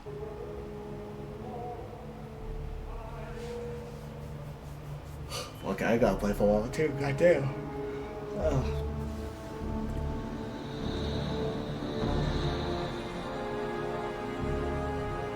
Detroit Urban Survival Training. I'm showing you right now what to do. In February of 2022, the natural order was thrown into complete chaos when UFC fighter Joaquin Buckley hired Brown to corner him for his fight at UFC Vegas 48. Buckley, the star of one of 2021's most viral knockouts, claimed Dale Brown was legit. Suddenly, people everywhere were wondering, had they been wrong? Was star of one of 2021's most viral knockouts claimed Dale Brown was legit. Suddenly, people everywhere were wondering, had they been wrong? Was Dale Brown really a high-level martial artist who had just trolled his way to fame, dishing out the worst combat advice since Edmund Tarverdyan? It's far more likely that Buckley was simply trying to drive up his stock by hiring a living meme to walk out to the cage with him, and Tay Zonde wasn't available. But as tempting as it is to endlessly dunk on Brown for his self-defense methods that are borderline suicidal, Brown genuinely doesn't deserve to be listed alongside people like Dukes, Dillman or Kim. For one thing, Brown's claims of being in the military are actually legitimate. He did serve as a paratrooper. While it's unknown if he was ever in combat, the bar has been set so low by countless frauds claiming to be 5-star CIA generals of the Navy that Brown simply being able to back up his claim of military service is like clicking on a pop-up for horny singles in your area and actually finding a horny single in your area. Also, Dust have done some genuine good in their communities. I'm telling you, if I don't get my key tonight, don't even worry about a phone call. You're gonna worry about calling the police when I shoot that bitch up tonight. My son, if I don't find that key tonight, grab. I'm already around the corner from the house right now. Yeah, this message. I'm standing right there and he just looking and he like, where my son? Like, he in the room. So he punched the screen in, came in and took my baby. Okay. And me, my mom, and my sister, my brother, we went to the police station and made a report, and they said there's nothing, basically they were saying there's nothing they can do. There's going to be repercussions behind that. They're going to be retaliated against. Yeah, so they're not going to be safe. Right, well, we're going to come here and we're going to stay here and keep her safe. But the child was in the custody of another young lady, and then we were able to get the child safely back to the mom without any incident whatsoever. Residents of Detroit have even stated that they called Dust before calling the police, as they knew Dust would arrive faster. Dale Brown has done more good for Detroit than most people ever will. It's kind of sad to think that, like, fucking the cops don't respond faster than a guy who's technically a fucking vigilante. That's like fucking, I mean, that's basically just like, you know, Batman showing up at the crime scene before the cops do. It's basically what that fucking is. That's kind of okay. What Napoleon says basically he may still be a fraud. Gives definitely bad advice about fucking trying to survive in certain situations, but but from what he's also saying, he generally is doing some good in his community, which is awesome. That's good to know that like he's not an actual he's not a full fraud, I want to say. And to be fair, I don't mean like fraud where like he's pretending to do all this. I mean like fraud where like his advice is just but at least he's doing good in his community, which is like better. Because I mean, I guess like Napoleon said, he didn't have like actual background in military, so that's good. He probably actually does know how to work firearms, because I'm pretty sure they at least teach you that. But like you said, with how much the entire fake martial arts has been, the bar's set really fucking low. I was under abuse. I was being threatened. My life was being threatened. Basically, he was threatening to also take my daughter out of the country. So I had to contact threat management. And what was threat management able to do for you? Get my baby back. And for that, he escapes being ranked among the more blatant frauds. That kind of made me feel something. But before we let him off the hook, please remember that in a self-defense situation, there is no difference between this Open the door! Open! and this. And unless you have a deep desire to find out what really happens when we die, the best form of self-defense when someone pulls a gun on you has already been found. Right, so, what I'm gonna do here, he's trying to rob you, not Alright, yes, so here's what you're actually gonna do when facing the gunman in front of you, trying to rob you. Okay, sir, here's my wallet. Okay, other pockets here, I have my keys, I got the AirPods here, purple case, registration's in my car, you have to go to my house and take whatever, my stuff you want, and we're good. Diego Sanchez is a mixed martial artist who has been fighting since 2002. He made his first mainstream appearance on The Ultimate Fighter, Tough for short, Season 1 in 2006. Tough was the UFC's attempt to cash in. Someone just fucked up. Oh, son of a bitch. Hold on. Oh, there we go. We're back. Why the fuck did it froze? Everything good? Yeah, everything good. Okay. Alright, good. On the collective insanity of the 2000s reality TV boom. That was weird. And it worked. Simple fix, Tough though. Season 1 is credited with saving the UFC from bankruptcy and getting mixed martial arts into the living rooms of people who otherwise would never have watched MMA. It also made stars of its biggest personalities, such as Forrest Griffin, Chris Lieben, and Diego Sanchez. In the years since Tough Season 1, Diego has fought a who's who of MMA, from BJ Penn to Nick Diaz. His most recent fight was in 2022, 20 years after making his debut. If there is anything about mixed martial arts that Diego Sanchez doesn't know, it's probably not worth knowing. So why are we talking about a very legitimate fighter in a video about martial arts conmen? Because sometime around 2020, Diego Sanchez was lured into a world of make-believe martial arts, OnlyFans, and inverted insanity by the greener worm tongue of MMA, a lank-haired charlatan by the name of Joshua Fabia. Fabia. What a fucking stupid last name.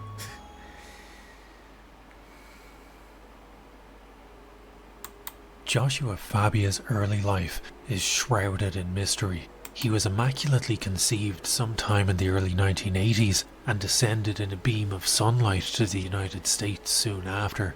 But not much information pre-2019 is freely available about the man dubbed the worst coach in MMA. Fabia's own website is suitably vague, but does give us a prologue to the kind of fantastical chicanery to come. Fabia recounts a tale of how, as a 9-year-old, he discovered his innate healing powers after his grandfather suffered a brain aneurysm. According to his website, 9-year-old Fabia fell into the role of a physical therapist for his grandfather and worked with him to a remarkable 85% recovery. Such healing abilities were remarkable when we saw them in Doctor Strange. They're even more impressive when found in a 9-year-old. But to get a real sense of what Fabia is all about, let's listen to what he has to say about himself. Baptized in violence and extremes, he was formed into something formless. People live through him vicariously. People hang on his every word, even the coarse words. Even his feminine side is manly, loved more than feared. Feared by many, respected by even more. He makes lifelong connections with just a glance. He's the most interesting man in the world. I thought that was the Dos Equis guy. I thought that was the Dos Equis guy. I thought he was the most interesting man in the world. I thought he was the most interesting man in the world. Am I thinking of the right guy? That's the Dos Equis guy, right? Fuck, hold on.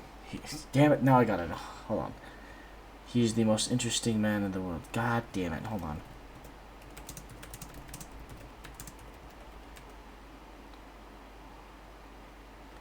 Yes, the Dos Equis guy, right?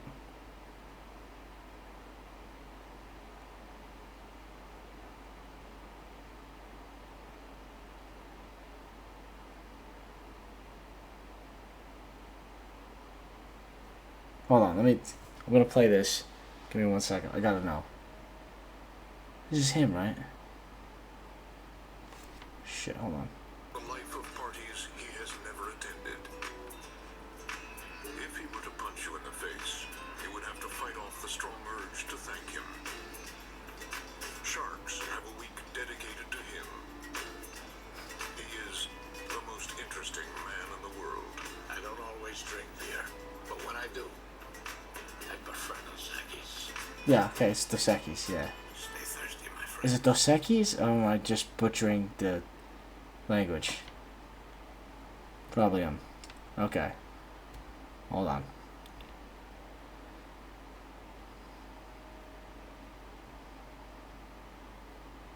Oh, Jesus Christ, hold on. Fuck. What the fuck? No. Oh, shit. Addressing... Oh, fuck. There's a new video out by Boy Boys, and I gotta look that up later. It's fucking... It's addressing the allegations. I gotta know what that is about. Okay. Alright. Alright, let's get back to it. Cool. The earliest online traces of Fabia that I could find are from 2009. In a couple of forum posts on an Aikido website and on his own long-dead website jfhardcorefitness.com, Fabia is described as an instructor in the martial art called Sistema, and already this sets off more red flags than a Labor Day parade in downtown Beijing. Sistema is a Russian martial art, often conflated with Sambo, as they're both Russian and both sound vaguely similar. But Sistema is to Sambo what Mac and Me was to E.T. the extraterrestrial. From a distance it might look like a passable imitation, but up close. What is that? What the fuck is that? Sistema was designed as a military fighting style that would be effective in real-world combat scenarios, which is a fine idea until your martial art gets more watered down than a pub urinal on Paddy's Day and eventually devolves into this. Thanks to its initial association with the military, Sistema is a haven for soldiers of the make-believe People's Army, men who probably sleep in combat-fatigue pajamas and are convinced they can stop a room full of knife-wielding attackers by gracefully sidestepping them like an air hostess avoiding an errant drinks cart. It's no wonder that Fabia, who like 90% of other fake martial artists, makes dubious, difficult to verify claims of being in the Israeli Special Forces, gravitated to Sistema as his first martial art. But once airsoft became a thing, Sistema wasn't paying the bills anymore. So in 2019, Fabia installed DLC for his own life and reinvented himself as a self-help and wellness guru. He grew his hair long, commissioned a suitably new wave-looking logo, and consecrated his online throne of lies, the school of self-awareness. Don't you want devoted followers who leave their families for you, give their money to you, give their bodies to you, give up their lives for you? Don't you want to become a cult leader? Don't you want to become a cult leader? What some of you do. We're a Bible study group. We're a management course. We're a meditation center. Fabia's new venture wasn't fucking around and came out hot with the bold claim that he had innovated meditation the same way Steve Jobs had innovated technology. And I guess if you're planning on starting a cult, then who better to compare yourself to than the 21st century's most socially acceptable cult leader? Structure your cult like an onion with the most benign and helpful features on the outside and the most controlling, kooky, and evil parts at the secret inner core. The school of self-awareness is a monument to lunacy. Did they do that? In recent years, Just he's tried to tone down the sheer what the fuckness of his website. But using the Internet Archive, we can see that in 2019, Fabia was wired to the fucking moon.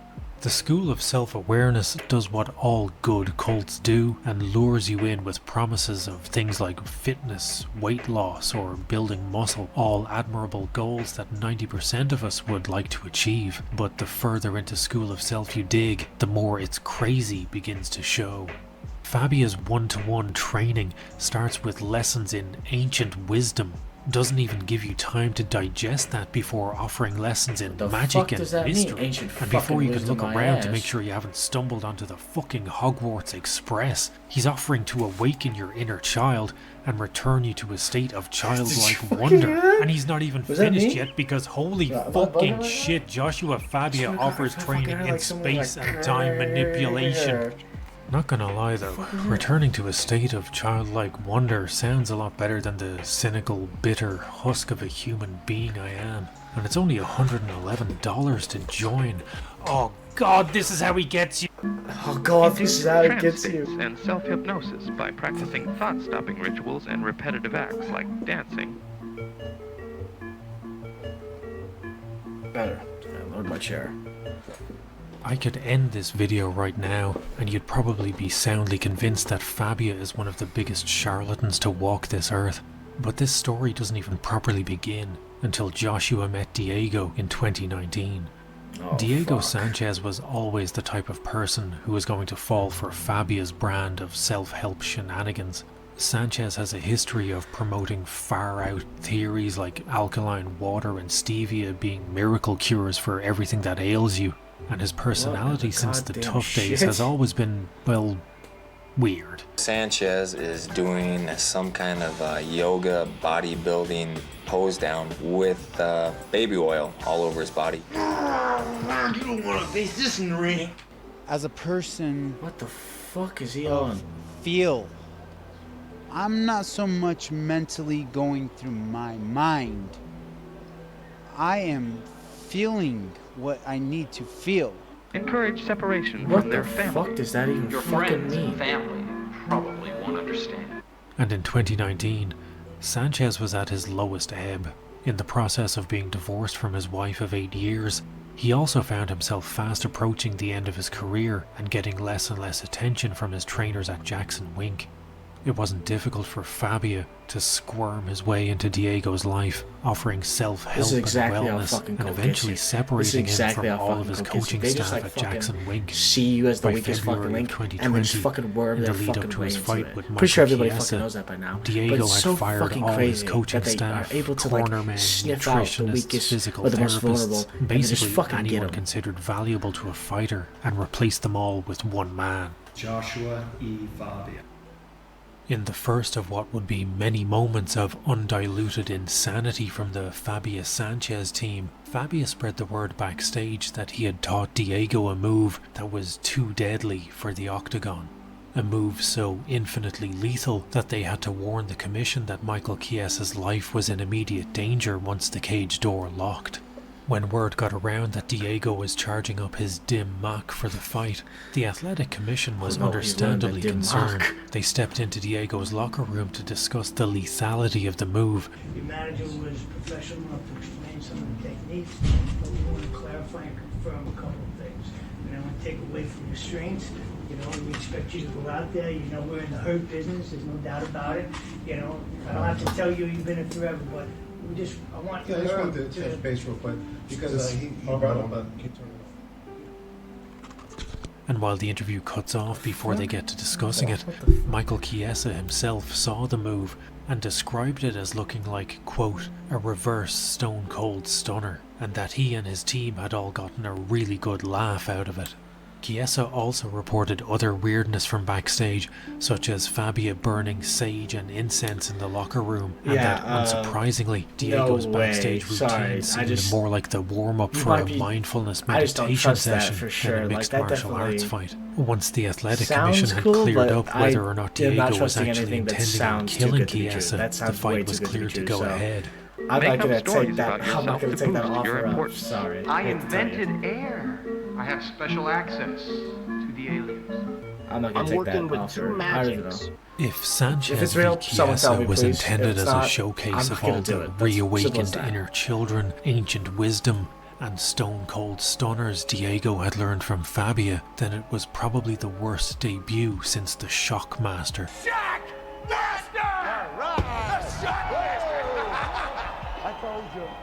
That just seems like way too fucking good. Chiesa mauled Sanchez for someone 3 like me. rounds to win a completely lopsided decision. He said Diego was doing weird stuff all throughout the fight, at one point even performing what's known in grappling as an oil check, and in everyday life as an unsolicited prostate exam.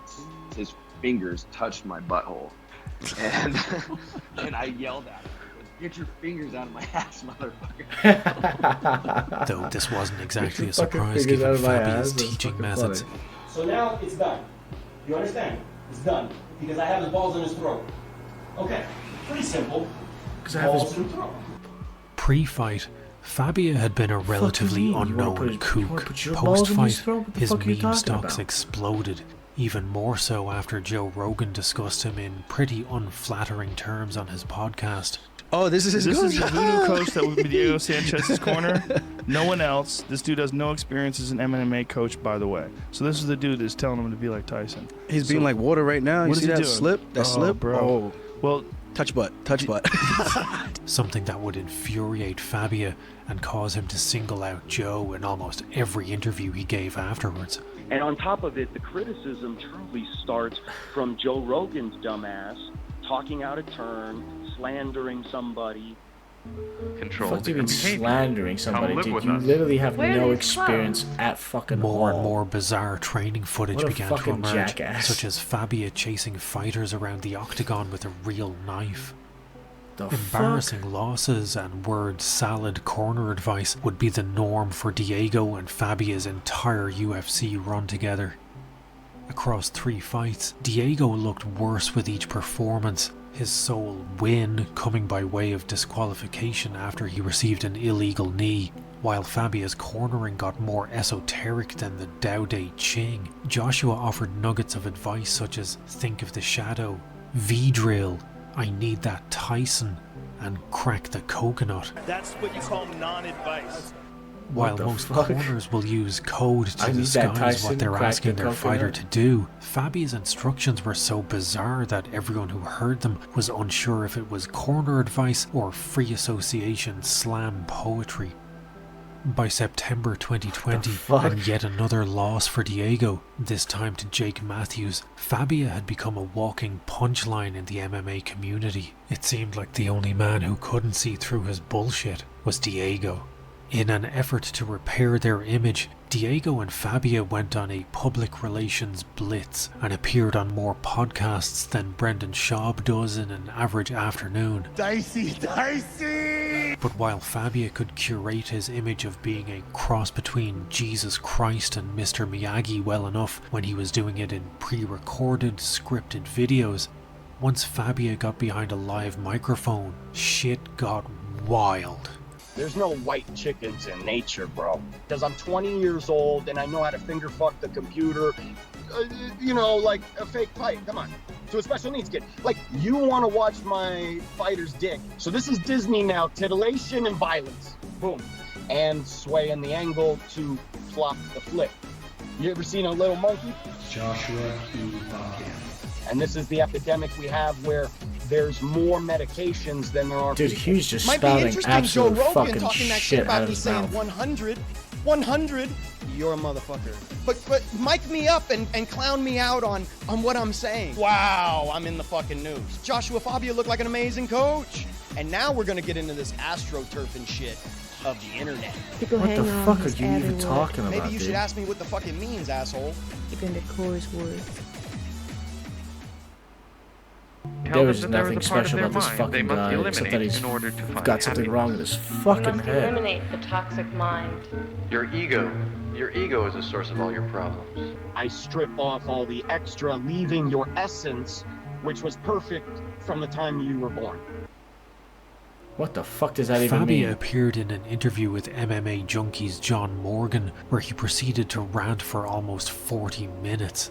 This interview is interesting, not just because of Fabia's diatribes against big tech, And controlling analytics and making it so the verifiable footage of me and the jaw-dropping action you don't get to see. Our lawyers will be getting back to us with the end of our cyber investigation. Joe Rogan, Because there's Joe Rogan's footage the first thing when you put my name in YouTube. and basically anyone who isn't him. But we get to see some of the subtle ways Fabia controls Diego during the interview. Oh, Fabia fuck. tries Oh, to exert shit. control over Diego in much fuck. the same way an What do we got? overbearing mother would control a meek son. Fabia literally holds Diego's hand at the start of the interview. He adjusts Diego's microphone for him, despite there being no actual need to, which is a really subtle way of saying, "You're doing this wrong, let me fix it for you." He shushes Diego in a couple of different ways during the interview too, either by outright talking over him, Interesting We're in the thousands. Might be interesting Joe Rogan talking that shit about or when he wants Diego to stop talking, he places his hand on Diego's wrist and holds it down. And perform on that night. Well, and hold on. If you have kids. Holy hold on. shit, dude. He's seen me walk around. See how This quickly would be he fucking uncomfortable just to like watch in a married couple, shuts the in a fuck fighter up? and his coach. That's It's generally downright like fucking sinister. cult And shit one of like the that. Like topics fucking to come sometimes up was like, that of shut the fuck Fabia's up. credentials, what specifically You're doing made it wrong. him Let me qualified to speak for corner a you. fighter in a mixed martial arts contest. Fucking Christ. Fabia gave the greatest excuse since the invention of "the dog ate my homework." So again, let's just go back into this credential world. You come from a world where you lay down your respect because of a piece of paper, because of a past accomplishment that the person is riding on a horse into your fucking space. And you've been conditioned to do this, and this is why you chase pieces of paper. I'm in a different world, and I do not endorse killing trees to endorse yourself. What the While fuck Fabia are you seems to think talking that he was about? somehow repairing his battered image, This guy's as literally each just one of these speaking absolute appearances, bullshit. in the eyes of any This man- rational being, he's not making any Fabia was fucking sounding sense. crazier with every interview. These interviews are genuinely difficult to sit through, not only because Fabia goes on hour-long stream of consciousness rants that were more like a cross between a TED Talk and a sermon, but he's constantly combative, hostile, and obnoxious to even the most innocuous of questions. He just comes across like a really, I don't know, I can't think of a good description. Elden Ring, help me out here. Perfect. Indoctrinate with fear. Tell them that they could be possessed by evil spirits, or suggest that if they should ever leave, something bad could happen to them. And to be honest with you, I'm gonna tell you guys both frankly right now, I'm fearful, man. I'm fearful for my motherfucking life. I'm fearful that this company, this billion-dollar monopoly company worldwide is gonna come after me. Around about this time, Diego and Fabia embarked on their latest money-making venture, OnlyFans. I probably don't have to explain this to you, but OnlyFans is a site where attractive women sell pictures of their feet. Diego was led to believe that the Well, OnlyFans content was feet and a essentially couple of other things, behind-the-scenes but training let's not get footage. into that. It's not a sexual thing. It's a But mostly feet, non-sexual. mostly feet. It's real content. It's all my behind-the-scenes content, and these are real fans, real people. But Fabia had taken control of all Diego's social media by this point and was running his Twitter and Instagram as sock puppet accounts for the School of Self-Awareness. fuck is he doing? He was also running the OnlyFans account, and I'm not sure what kind of training footage this was. Maybe a butt drag instructional video? Well, that could be sparring footage. Maybe they own a cat? Maybe they're While I Maybe haven't they're seen it, fucking- as I'm not signing up to OnlyFans unless Valentina Shevchenko joins it.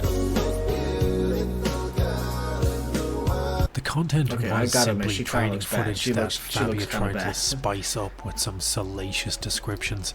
But the OnlyFans account stirred up so many rumours that Diego had to go on record as stating that he and Fabia weren't in an intimate relationship.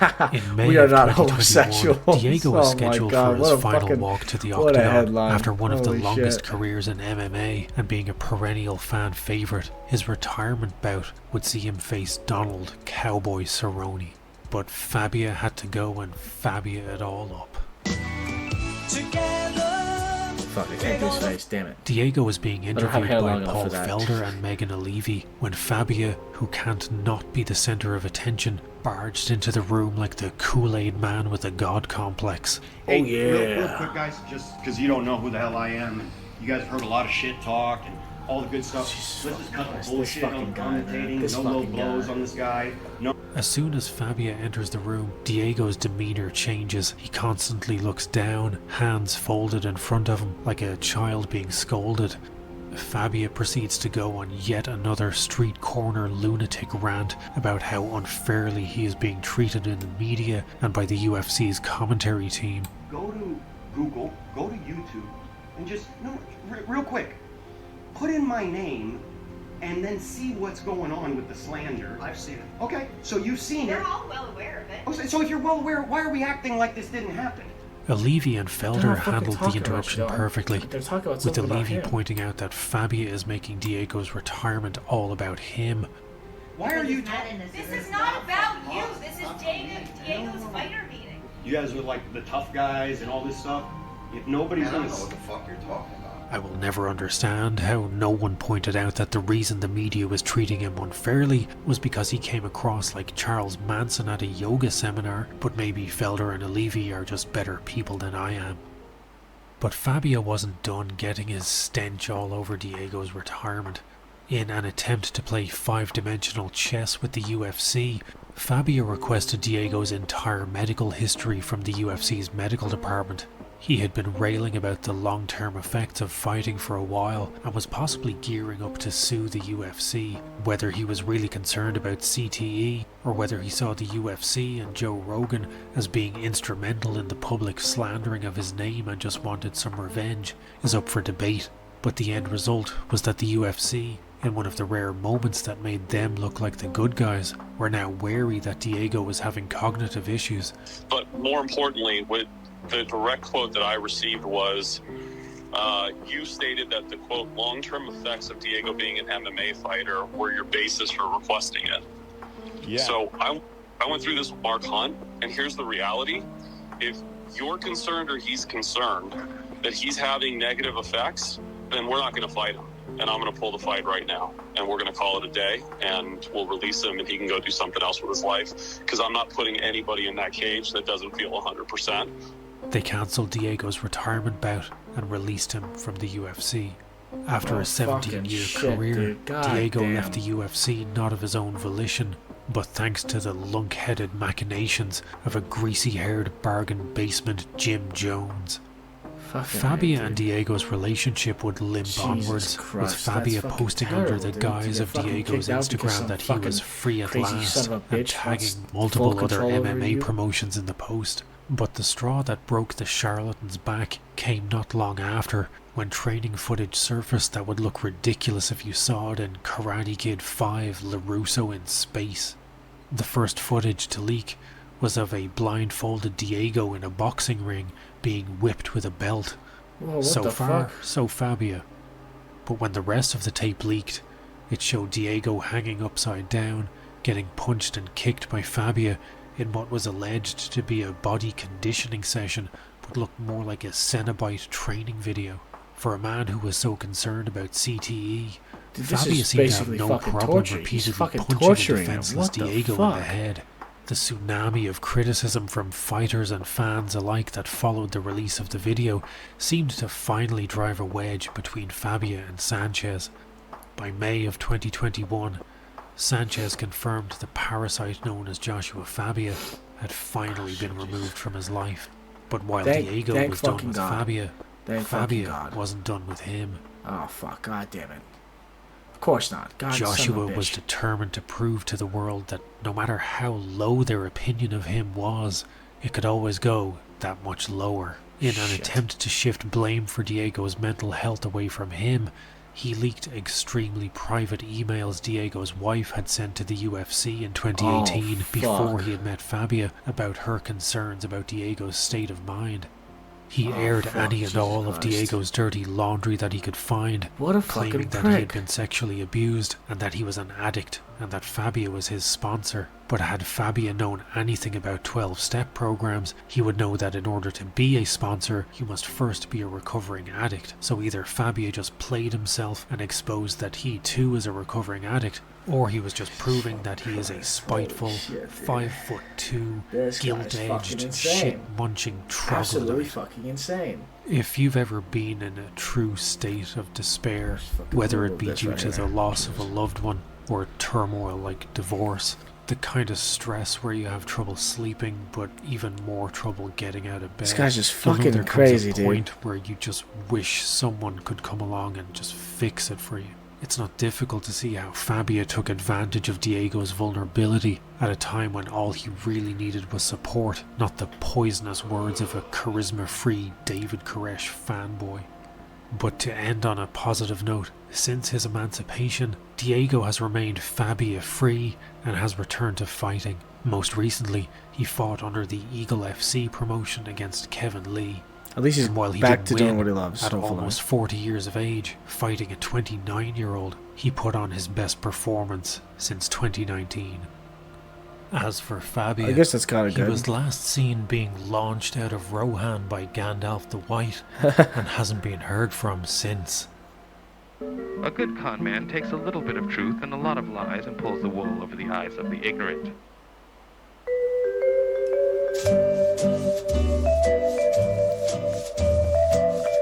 Opponent's corner fraudulence again. This week's featured fraud. Yellow bamboo. Okay. What the fuck is that? Yep, that's me. Oh, You're probably wondering shit. how I got into this situation. What the Barreling fuck? towards a middle-aged woman like the bastard offspring of Sonic the Hedgehog and the Holy boulder fuck, from no Raiders of the fucking way Lost he's Ark. actually doing this, dude. Well, it all started when I joined a little-known cult called Yellow Bamboo.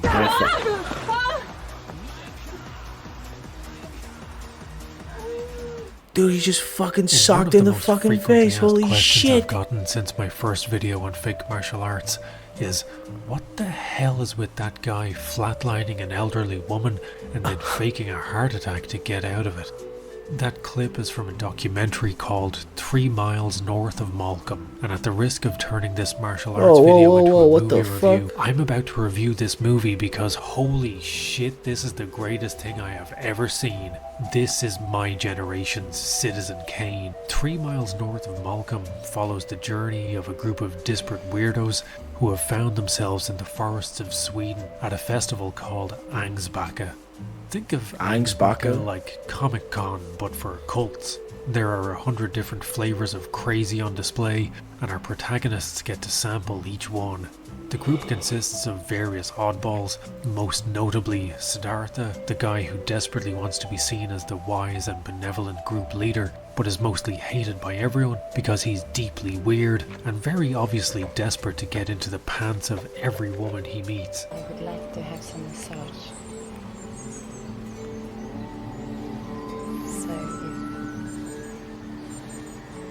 Peter, a man whose marriage is falling apart, but instead of going to counselling, went to find himself in the real-world inspiration for the Windmill Village in Elden Ring.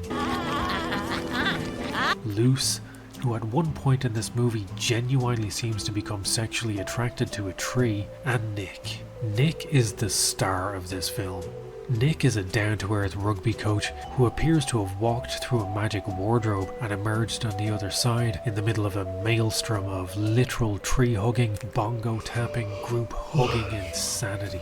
I had a friend living in Norway. She suggested coming across. And from that, she said, "Do you want to go to Sweden for this festival for a week?" Not knowing it was literally a bunch of tree hugging. They just have all come here to sing and chant and be one with something, and I hate it. And I'm stuck here for a week now. Nick is the only skeptic in this entire live-action recreation of Midsummer. I've gone out into the forests of Sweden, and there's a big tent, and there's all these people in white, and they're dancing around and chanting and stuff. I've gone, holy shit, it's a cult. And he makes it known in no uncertain terms. See those that fucking he is signs, you get the simply fuck out of not there. That is down indeed a with any of fucking this cult. hippie bullshit.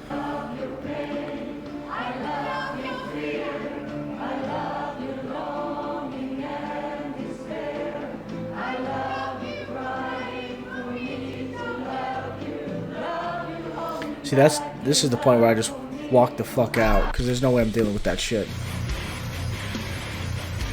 Hell yeah, brother. I don't even know what the fuck this is, but it's better than what the fuck they were singing.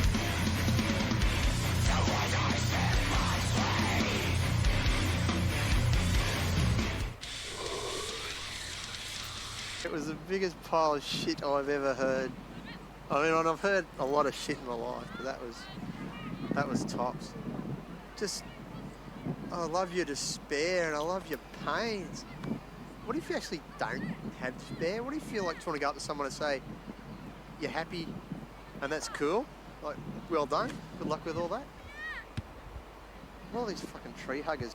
And look, I don't want to shame anyone's lifestyle here. If this is what you like to do on your time off, then I'm not trying to take it away from you, and I hope with all my heart that it genuinely makes you happy. But there's no denying that these people are all fucking weird. About an hour into the movie, we're introduced to the world of Yellow Bamboo. Yellow Bamboo is the martial arts equivalent of mime. In order for it to work, you need a robust imagination and a willingness to look professionally moronic. Originating in Bali, Yellow Bamboo was founded in 1987 and first made an appearance online around 2003. And if you thought Joshua Fabia's claims of manipulating space and time were outlandish, Yellow Bamboo makes Fabia seem positively grounded. Right off the bat, Yellow Bamboo's website tells us that it is an official magic, not like any of that unlicensed knockoff magic shit. To prove it, here we see a Yellow Bamboo practitioner levitating with the kind of ease that would make Ashita Kim dim Mac himself in a jealous rage. With Yellow Bamboo, you can learn how to control the entire universe, knock down attackers from 10 feet away, and heal the dying. I'm not sure why they led with universal control and then followed up with knocking a guy over, as that seems pretty small stakes once you've attained galactic dominance. And this isn't even me exaggerating for comic effect. Yellow Bamboo's website legitimately claims it can help you attain godhood. Fucking yawning. If the idea of being a literal god appeals to you, you'll be relieved to hear the initiation ceremony is a relatively straightforward affair. By the light of a full moon, you simply open the top of your head and feel the white light power of the universe flood your body. Also, you need to eat 4 different types of rice. Okay everyone, this is how you set up the rice and the water for the initiation ceremony. On the top you have white rice, to the right you have yellow rice, at the bottom you have brown rice, on the left you have black rice, and in the middle you have it all mixed up.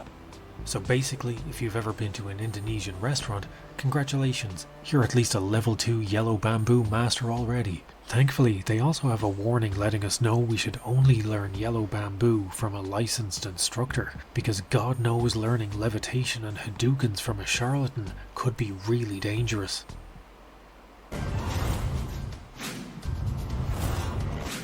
Disturbing news reaching us from Bali, Indonesia today, where an unlicensed Yellow Bamboo practitioner inadvertently caused the death of at least 8 students. What the fuck? Witnesses say the instructor appeared to harness a dangerous amount of chi energy, which upon release sent a shockwave of forced lightning crashing into everyone within range. Holy fucking shit.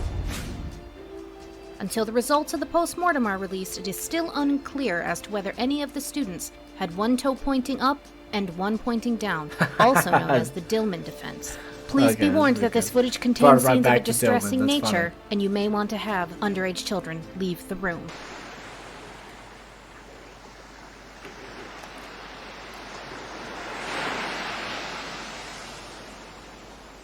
www.matrix.org, what the fuck? Oh my god, he's about to do it, chat. He's powering up.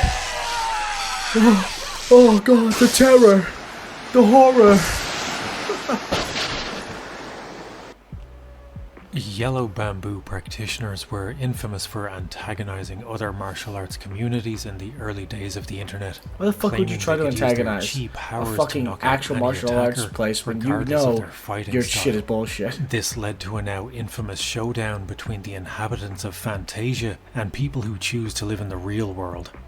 A Brazilian jiu-jitsu practitioner took his life in his hands by running headfirst towards the deadly palms of a fully chi-energized yellow bamboo master. Fucking just. Yellow Bamboo made a couple of wild claims as to why their guy was mangled like Tito Ortiz mangling grammar and sentence structure. I'm only 43 years old. I'm an old mature. I mean, I'm matured old. Very fast, but at the same time, my body hasn't matured great. They claimed that their representative failed to knock out the jiu-jitsu guy because he was only the same level problems 1. I do. I just like run over my words no-touch and I just have to keep only going. available Like, to unlock at it level makes 5. no sense. I just This guy keep spent going. all his XP unlocking the just keeps yellow going. bamboo skin for his character trying to make up words, instead of the trying to no-touch knockout ability.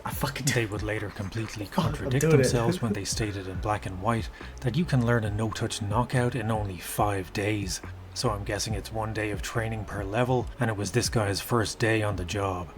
They also claimed that the jiu-jitsu practitioner wasn't truly trying to hurt him, and no-touch chi explosions are like tactical nukes, a last-ditch option only to be used in the gravest of circumstances. They're losers.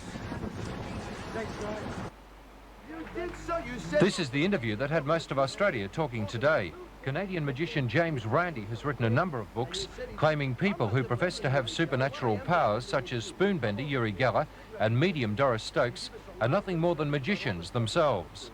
You go against a lady like Doris Stokes who never harmed anybody in her whole life, and you call her a charlatan and a fake? You know a great deal about it. Yes, I do. You said that she was a liar on the radio. You called her a liar. No. And that woman wouldn't lie to anybody. And I don't know whether she's right or wrong, but she wouldn't lie to anybody. And we're going for a commercial break, and you can...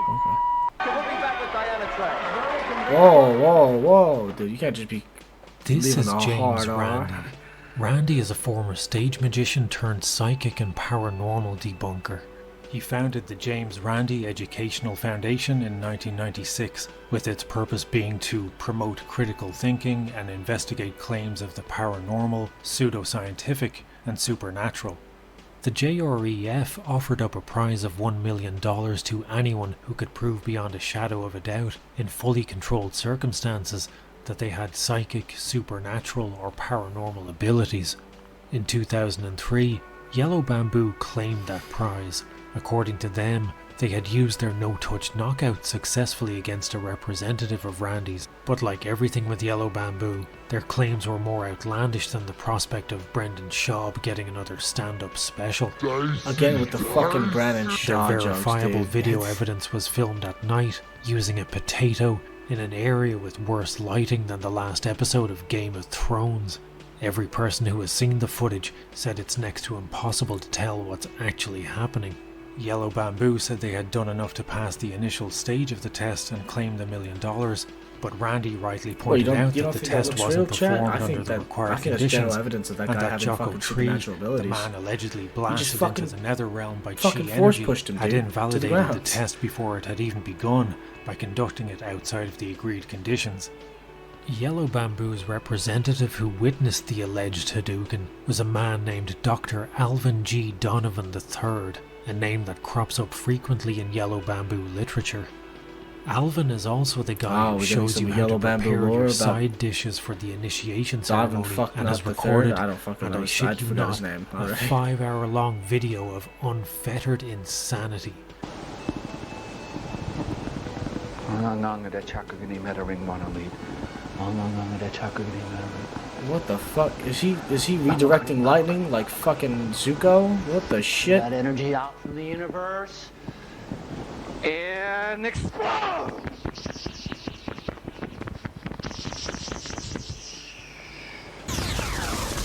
Oh my god! I wouldn't recommend watching any of this, but it's a guarantee that should you desire to, you can dip into it at any point during its Avengers Endgame level runtime and be greeted with absolute fucking chaos. From exploding fire fists to healing the sick by breathing on them, this video is the worst thing ever uploaded to YouTube, and that's saying something. Oh, wow. That is the worst thing I've ever seen. Dr. Alvin is pretty much the Don Corleone of the Yellow Bamboo bullshit family. It's worth pointing out that in 2012, Dr. Alvin was the subject of a Sydney Morning Herald investigation into alleged hedge fund fraud. Alvin allegedly took thousands from aspiring investors and then disappeared, leaving them without a single cent of a return on their investments. So, Robert S., to answer your question, LOL, what was happening at 51:52? That lady got knocked TF out, and everyone started looking like they were tripping balls. What happened was, a grown man who believes in magic but doesn't believe in barbers reenacted the A-Train scene from The Boys with a middle-aged woman who comes across as just desperately sad and looking for anything to latch onto that would give her life some meaning. So Ponytail Man gives her all the meaning she can handle by absolutely my God, I think you fucking fucking obliterating her. fucking Upon nose is hearing her bleeding, dude. howls of agony and realizing that maybe this charade has gone a bit too far, he fakes a chi-induced seizure before trying to blame everyone who isn't him for an attempted murder. Where were you guys? Where the fuck were you guys? It's also worth noting that this ponytailed dipshit gets chi blasted into a thrashing heap whenever he tries it on any of the men in the group. Yellow Bamboo has toned down What their the advocacy fuck? for using Hadoukens to Look short-circuit how fucked attackers' up she brains looks, in holy recent shit. years. Their website is more down to earth nowadays, or at least it's in a low earth orbit, as they still claim to be white magic, but the photos of levitation and the videos of invisible death rays have since been removed. So they're trying to rebrand Nevertheless, Yellow themselves to Bamboo not is be a fucking dangerous, cult. and Fine. not just because of their palm-powered death cannons. Make no mistake, they are a cult, maybe not of the Branch Davidian tier, but their teachings are weapons-grade balonium, to the point where even till this day on their website, they still peddle the video which shows Dr. Alvin claiming that you can cure whatever ails you by rubbing your stomach 11 times while chanting some shit about rice. This is the kind of dangerous woo-woo that invariably leads to tragedy the worst when part someone is, tries like, to you can cure tell what turns out to be they're stomach definitely cancer a by cult eating for 4 sure. different types 'Cause, of like, rice they're all just instead wearing of the seeking same medical fucking attention. shit. I think that's like a James sign, Randi right? Because they're himself all said that wearing even the same the fucking. smartest It's among basically us a aren't uniform, immune dude. from con men. On To some keep level, you in line there and will to always keep be you someone trying controlled. to convince you of their beliefs or take your I don't know. money. I don't know if I was just From spouting George bullshit C. right there, but Parker I feel selling like that the is Brooklyn definitely a sign. Bridge They to just like try to global immigrants, force to what the you modern wear day onto grifter's you. weapon of choice, the catfishing Facebook profile. As long as you have something someone else covets, you will always be the target for someone trying to pull the wool over your eyes, from con men to cult leaders. But this is the only cult leader any of us should be listening to, and even they're an acquired taste.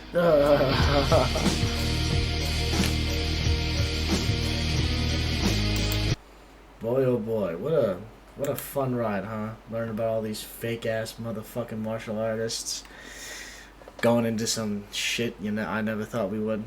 What a fun time, guys. What a fun time.